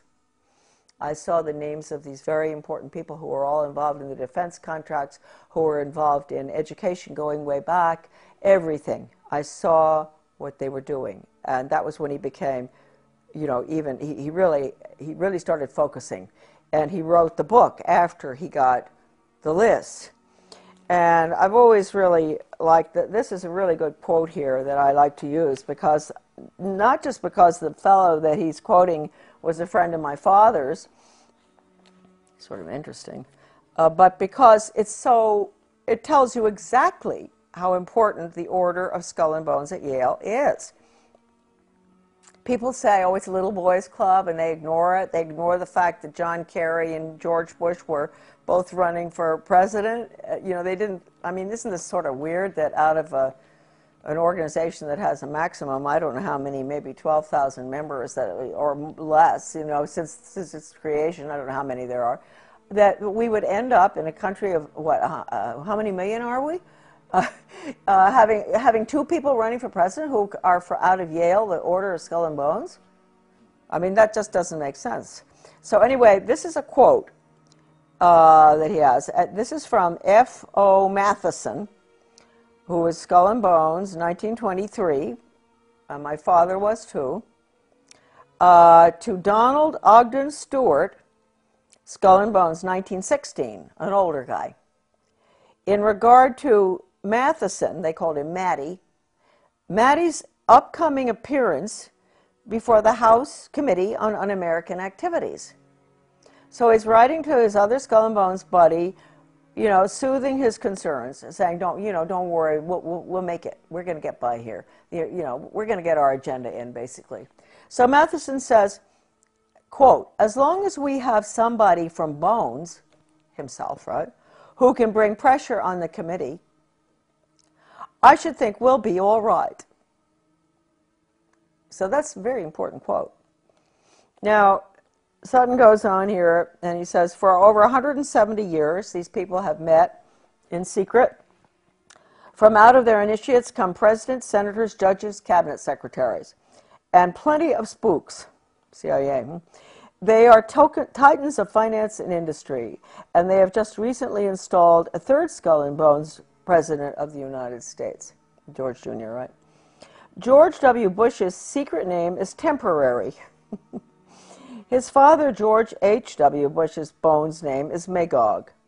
And his grandfather, Prescott Sheldon Bush, stole for the order one of their prized possessions, Geronimo's skull. But the Order of Skull and Bones secrets have always been safe with the press, of which much they owned. They owned, and that's why I think earlier you saw in this video, I mentioned that, or maybe I didn't, I've been writing letters to the press since 1975 that, with a direct quote from a communist, that regionalism is communism. And I've had other articles published, but they would never go near that. Either they would take that quote out, because that's a quote from a communist writer for the Daily World, writing for their own journal, the Daily World. And so when you talk about the control of the press, it's complete, the major media. I don't have to tell you folks that probably, but anyway. All right, no, Skull and Bones, Bonesmen, here's a little list. Time Life Fortune's Henry Luce, Newsweek's E. Roland Bunny Harriman, right? Cowles Communications, Alfred Cowles. National Review's William Buckley. Boy, he took us to the cleaners, didn't he? Atlantic Monthly's R.W. Davenport. I guess Buckley was the one that managed to get the conservatives in line, so they're supporting a planned economy and all, right? He said that he said that John Kenneth Galbraith was one of his best friends and he admired him. So, Did he repudiate the Birchers? Oh yes, yes. Went after the Birchers. He did terrible things, Buckley. Atlantic Monthly's Davenport, among others. If the order is mentioned in the establishment press at all, Bones is defined as just a staid wayside for students. Its glory faded. This book is extremely important. You can go on the internet to get it. You said Alex has got it, is that right? I think we do. You're right. Anthony Sutton was educated at the Universities of London, Göttingen, and California. While research fellow at the prestigious Hoover Institute, he produced the monumental 3-volume series, Western Technology and Soviet Economic Development. Other books include The Best Enemy Money Can Buy, Wall Street and the Bolshevik Revolution, Wall Street and Hitler, and many others. All right, this is a picture of my grandfather, Samuel Clifton Thompson, born in Pottsville, Pennsylvania. And this picture is taken just before he went out to South Africa as a mining engineer to open up the gold mines in South Africa. I might point out that he was the first member in the family from the Order of Skull and Bones. You'll be seeing later, you're going to see a picture of Grandpa and my father is coming up. Put down a little bit. Okay. There you go. Right there. It's perfect. Thank you. And he lived out there from around 1897 and was there during the Boer War, and they returned in the breakout of the First World War I. My father was born in South Africa, obviously, and my grandfather met a lovely gal from Australia. That was my grandmother, and she had come, this is a very interesting story. She had come over with her father and 12 siblings on a sailing ship from Australia to Cape Town. My great-grandfather from Australia had emigrated from England and was the clerk of the works or something in Melbourne, Australia. And they had all those children, and can you imagine traveling on a sailing ship back in 1895 or something with all those children? And anyway, my grandfather somehow met, we don't know how, my grandmother.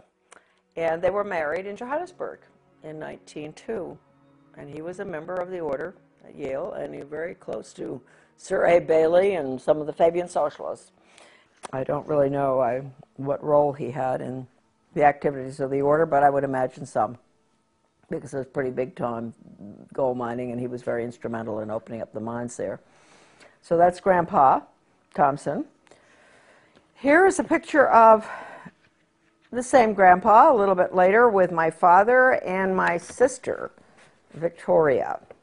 And that's Grandpa. He's being very grandfatherly. This is probably around 1930, this picture. And that's my dad holding on to my sister, my dad Clifton, who subsequently was tapped for the order for his class at Yale. And with Grandpa, the one that I spoke to you about, who was the mining engineer that went from Pennsylvania to South Africa to open the gold mines in the late 1800s. This is an interesting picture here, which shows, I think that this looks like a bunch of skull and bones friends. I do believe. I'm going to show you the picture and then I will identify a bit for you. The one in the front row is Charles Spofford. And then we have my father. I'll explain a little bit. It's difficult to hold this up. But the one in the front row in the middle is Charles Spofford, a very close friend of my father's. And I really like Charles Spofford a lot.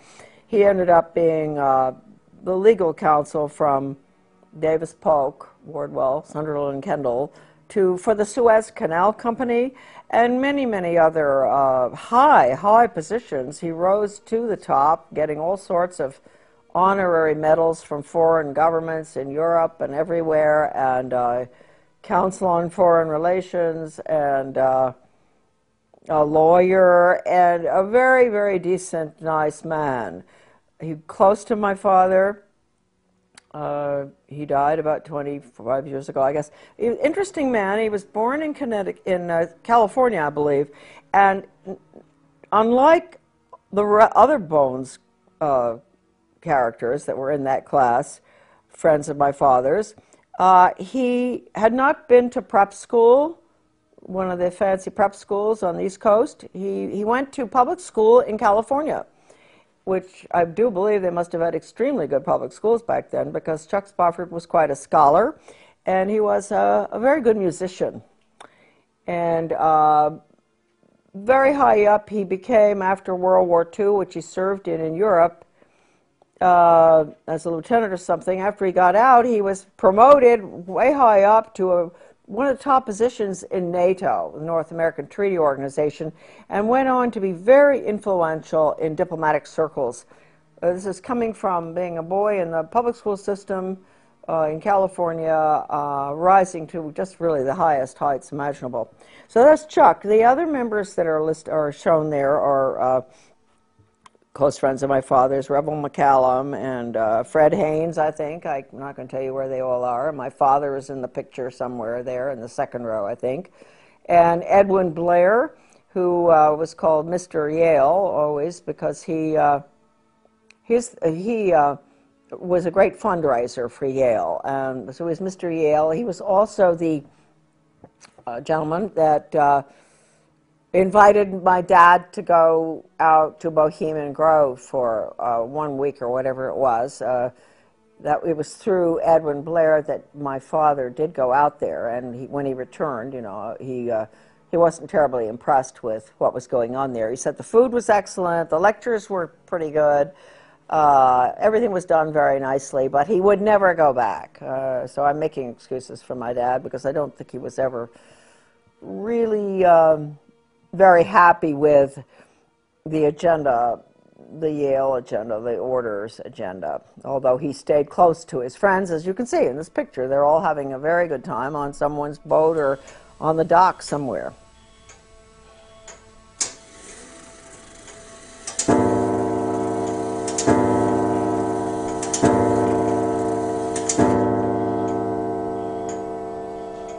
This is the Skull and Bones grandfather clock. These clocks were given to members of the order when they got married. And my father was married in 1927, I believe, and he ordered the clock from a clockmaker in South Carolina, and I think that the order pays for the clock. And it was a gift, and all of them receive a clock when they get married. I believe that's the case. And we had it in our house from the time I was born, of course. And I remember it best because it's so mellow. And I would, as a young child, waiting for Santa Claus to arrive, go to bed at night, and the clock would, go off at every hour. And my mom and dad, of course, were putting things under the tree and giving Santa Claus his peanut butter sandwich and banana. And I was sleeping and listening to the clock. And then finally around, 5, it would strike 5, then 6, and I'd know, well, I can get up now.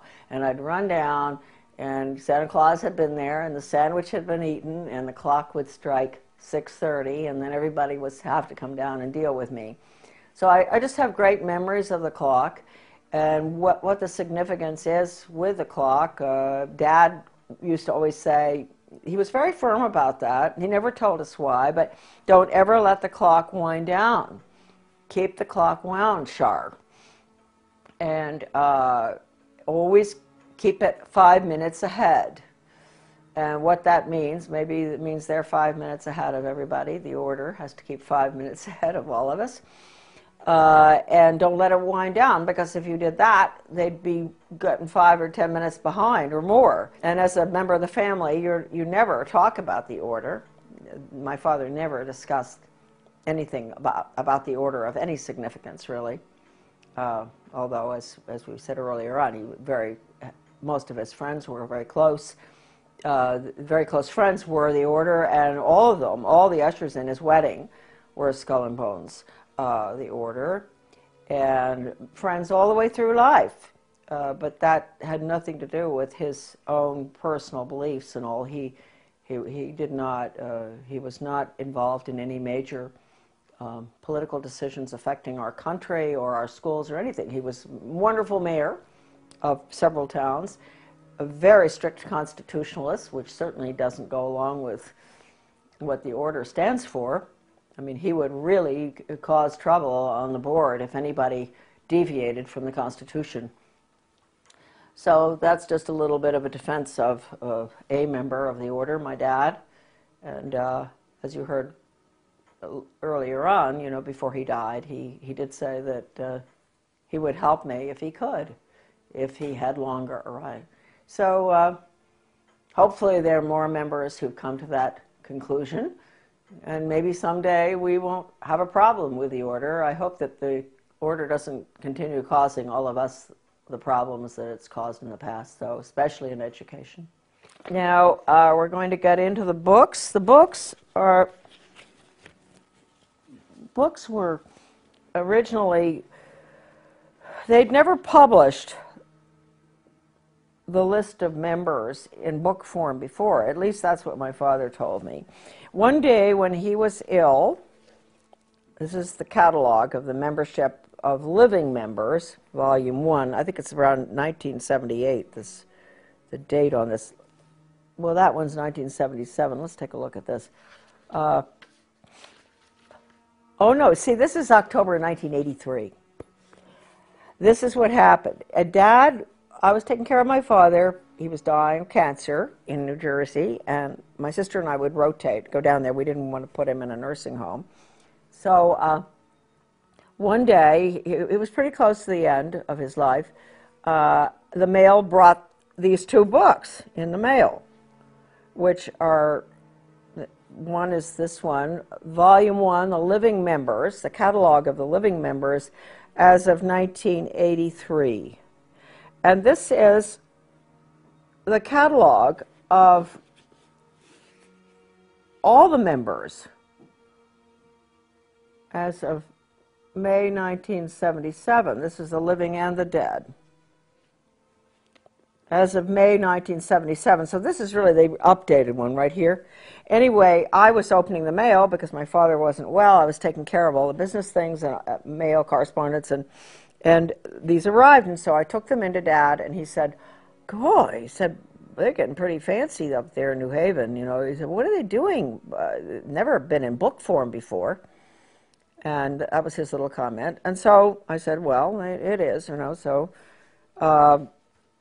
we, around that time, I was working with Anthony Sutton on something, because I was always very interested in U.S. policy towards the Soviet Union, and he had done such remarkable work, aside from his great book, which came out subsequently on the order, but his work at the Hoover Institute in regard to United States transfer of technology and all sorts of information and money, etc., to the Soviet Union from the time of the Bolshevik Revolution. And so Sutton was very highly respected in that field, and he told me, it just was a fluke really, that he happened to call right at the time when the books had arrived, because he said he couldn't understand what it was all about. And I said, well, you may be interested, I think, you know, in the order at Yale. And he said, I am. He said, I am interested in that. He said, I don't understand the connection. And I told him that I had the lists in book form. And he said, you do? And I said, yeah. And he said, would you mind lending them to me? And he said, I'll get them right back to you, I promise. And I believed him. And I sent them, and he did get them back. And he called me, and he said, Charlotte, with all the research I've done through the years on U.S. aid to the Soviet Union in every imaginable aspect, once I got these lists copied, he went to a copying place to get it done. He must have done a pretty good job because they're still in good shape. I put them down on the dining room table, and I looked, and all of a sudden I knew I had found what I was looking for. I had found the names of the people involved in the foreign affairs of the United States, especially in the transfer of secrets and weapons, etc., and nuclear stuff to the Soviet Union, and banking as well as banking. And he said, and he also mentioned Hitler. He said, I saw the movers and the shakers, and it became very clear to me that this one organization was, if not totally responsible, almost completely, you know, really up there in responsibility for American foreign policy and economic policy. And so, and then subsequently, we found out education policy. I didn't know that at that time that Sutton was that deep into doing the research on education. I think he did the best job on education research of anybody I can possibly think of, using, and I'll show you in a minute, the incredible research done by, in the Leipzig Connection by Lance Leone, the Leipzig Connection. I'll show you a picture of that book later. Sutton used that, I used it, and anyway, that is the history of these little black books, which he returned to me, and he was a very great gentleman. He said, I really didn't ask him to keep my name private, but he decided on his own not to let anybody know where he got them from, and evidently when, after my father died, he did, I guess, tell somebody, or maybe he didn't ever tell anybody. I'm not quite sure. I told people. I didn't really care, you know. But I do want to point out right here, at the end of my father's illness, before he died, because he had heard me discussing foreign affairs and education, especially with Phyllis Schlafly, who was putting together the book Child Abuse in the Classroom, which is a great book for parents out there watching if they want to really find out all about truly documented programs that were used in the schools between 1965 and 1985, when we had the Protection of Pupil Rights Amendment hearings. The documentation is in that book, Child Abuse in the Classroom, which is at AmericanDeception.com. A marvelous book. And Phyllis and I, at this time, when I was taking care of my dad in 1984, were talking on the phone constantly about what was going on with global education, all the horrible values-destroying programs, role-playing psychodrama, the worst stuff, death education, survival games where the kids have to decide who's going to be allowed in the lifeboat and who isn't, depending on what your category is in life. This stuff, my father was listening from the other room because we had him downstairs in a room next to the kitchen so we could take care of him. And so he must have had some, I mean, I think I brainwashed him. I think I brainwashed my father at the end of his life because a week before he died, he looked at me. First of all, I said, did he want to read the New York Times? He was not, he really was at the point where he didn't read much. And he just, I gave it to him and he just threw it on the floor. He was lying in bed. He threw it on the floor and he said, you know, if I had more time, I'd help you. So that was really wonderful, you know, that at least I feel at the end of his life, at least he understood his daughter. That was nice to know. He used to say to me, Char, you're a very good writer, but I don't know whether I like what you write about. And I thought, well, that's a compliment from you. You're a good writer, too, and a speaker. He was always a very fine speaker. But I thought, okay, I've come a long ways. He thought I was a good writer, but didn't like what I was writing about or what I was saying. And then finally he said, you know, if he had more time, he'd help me.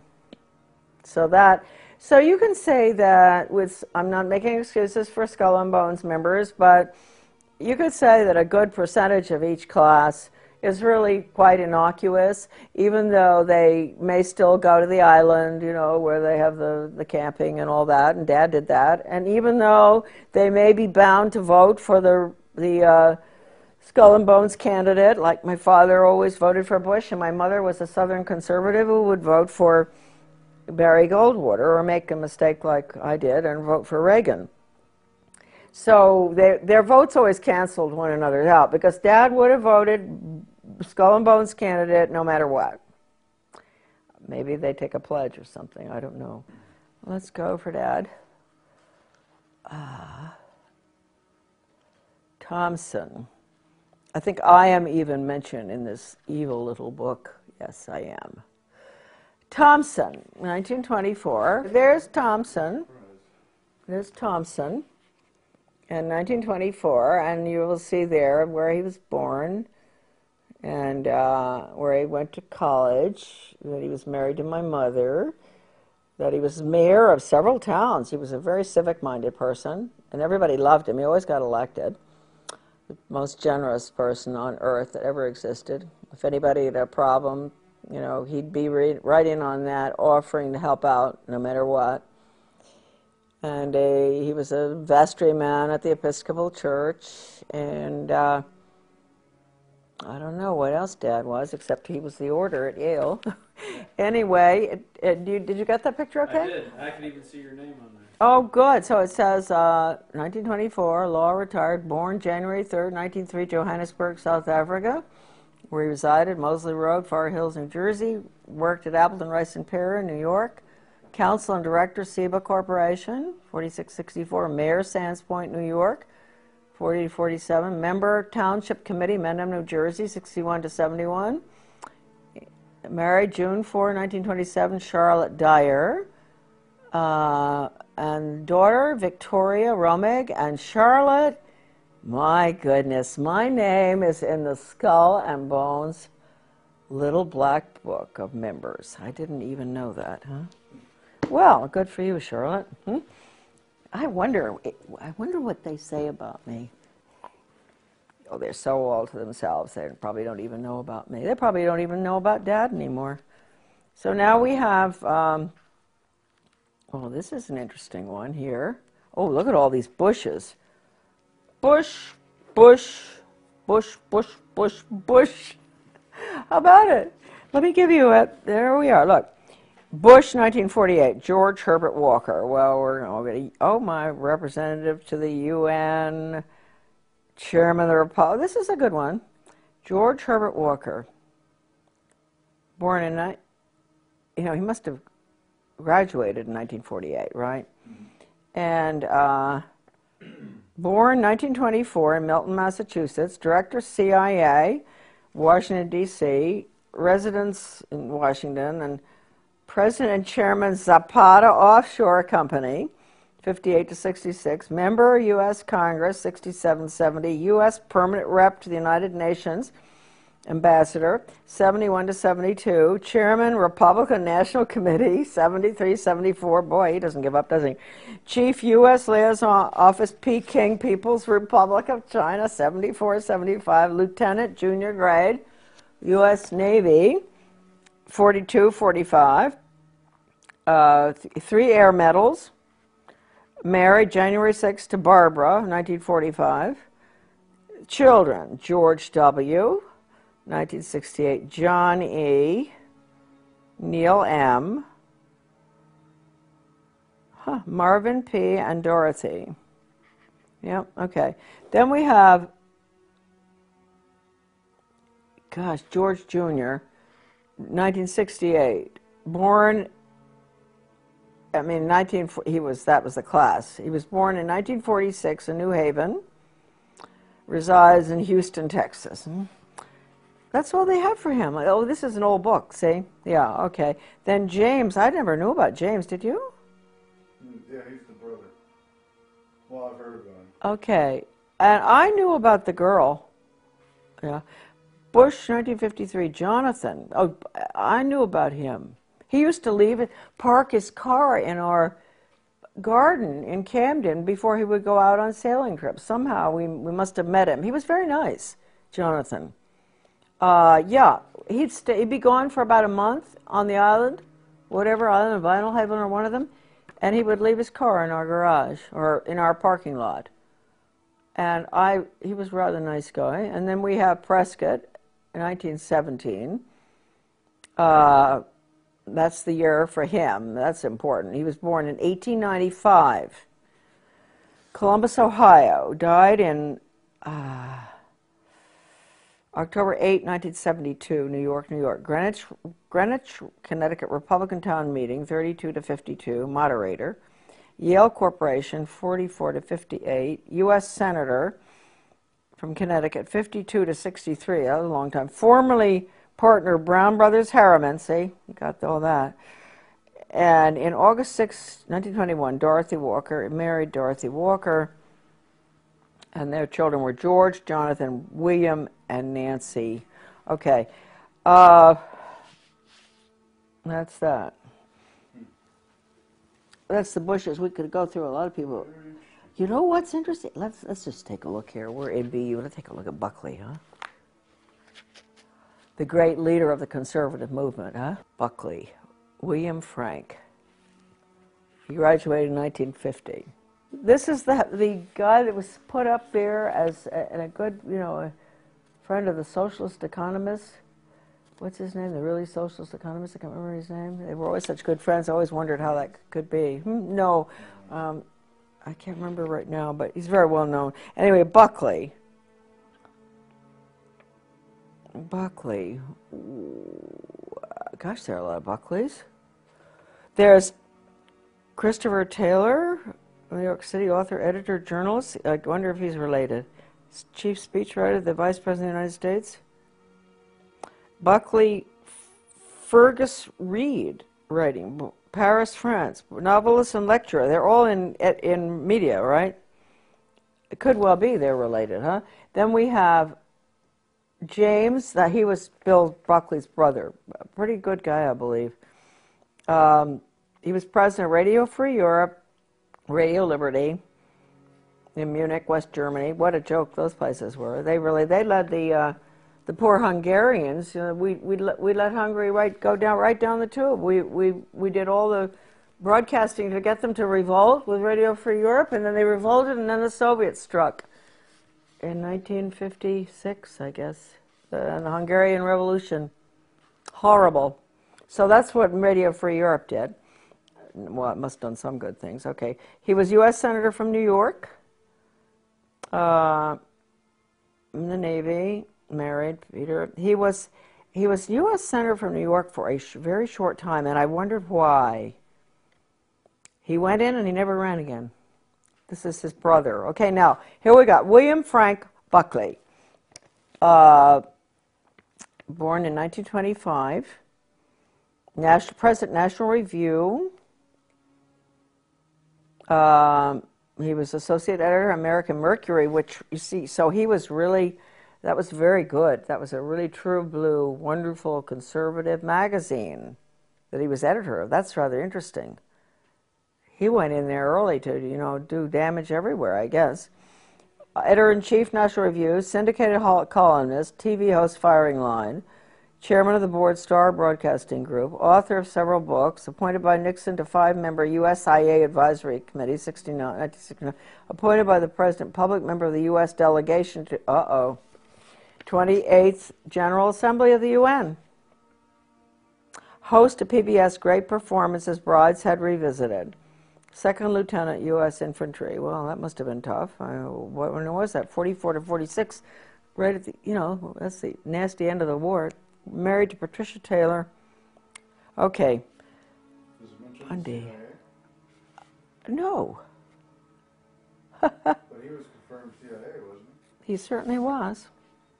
With Ward, what's his name, and all of them? Maybe they don't put that in. CIA, huh?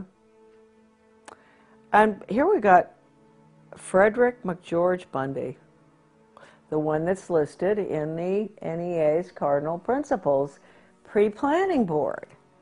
This is very important. So at the top, the NEA has all these characters, these rotten leftists, educators and government people, top skull and bones people. All right. There's McGeorge Bundy, and there is Frederick McGeorge Bundy. Isn't that interesting? So McGeorge Bundy's the one we want. His brother was the other one. Is that something? 2 brothers were of the order at Yale. This is sort of fascinating stuff. And then William Bundy. All right, McGeorge Bundy. And remember that he was listed on the NEA's Cardinal Principles Revisited, 1976, which was the total international world government document, education for world government, basically. He was listed with all the rotten educators, Theodore Sizer, everyone you could imagine. And anyway, here we go. And Rockefeller, David Rockefeller, which makes one ask at the top of the NEA, how many teachers know that the NEA at the top is allied with the Rockefellers and the insiders and the establishment and the very people that everybody will tell you the NEA abhors. So anyway, here we go. McGeorge Bundy, born 1919, professor of history, NYU, lived at 133 East 80th Street, New York. They all have good addresses. Lecturer, associate professor of government, dean of faculty, arts and sciences, 53 to 61 at Harvard. Arts and sciences, that's interesting, huh? Special assistant for national security affairs to President Kennedy and Johnson, 1961 to 66. President of the Ford Foundation, okay, Brown Gaither, 1966 to 79. He was 10 years after Gaither. He knew, same thing that Gaither told Dodd. Captain United States, 1942 to 1946. Can you imagine? They were really in nasty wars and all. Maybe that's what caused them to be so world government oriented. I don't know. Well, they learned it at the order at Yale, I guess. Okay, nothing more of interest there. Married to Mary Lothrop, the children and all. And William Bundy, okay, this is another one. This is the other one that's important. Journalism, this has got to be his brother. Editor, Foreign Affairs, okay, CFR. Yale Corporation, Covington Burling Law Firm, he's a very important one, this one. Columnist, Newsweek. Whoa. Staff Director, President's Commission on National Goals. That was a bad commission. Maureen Heaton covered that in her book. National Goals, all right. Deputy Assistant Secretary of Defense, International Security Affairs. Assistant Secretary of State for East Asian and Pacific Affairs, 64 to 69. Major Army Signal Corps, August 41. They were all in the war. Legion of Merit, British MBE. Married to Mary Atchison. I wonder if that's Dean Atchison's. I don't know. Michael and Christopher. Okay, well, you know, really, these people are something else, aren't they? They are important. They are very important.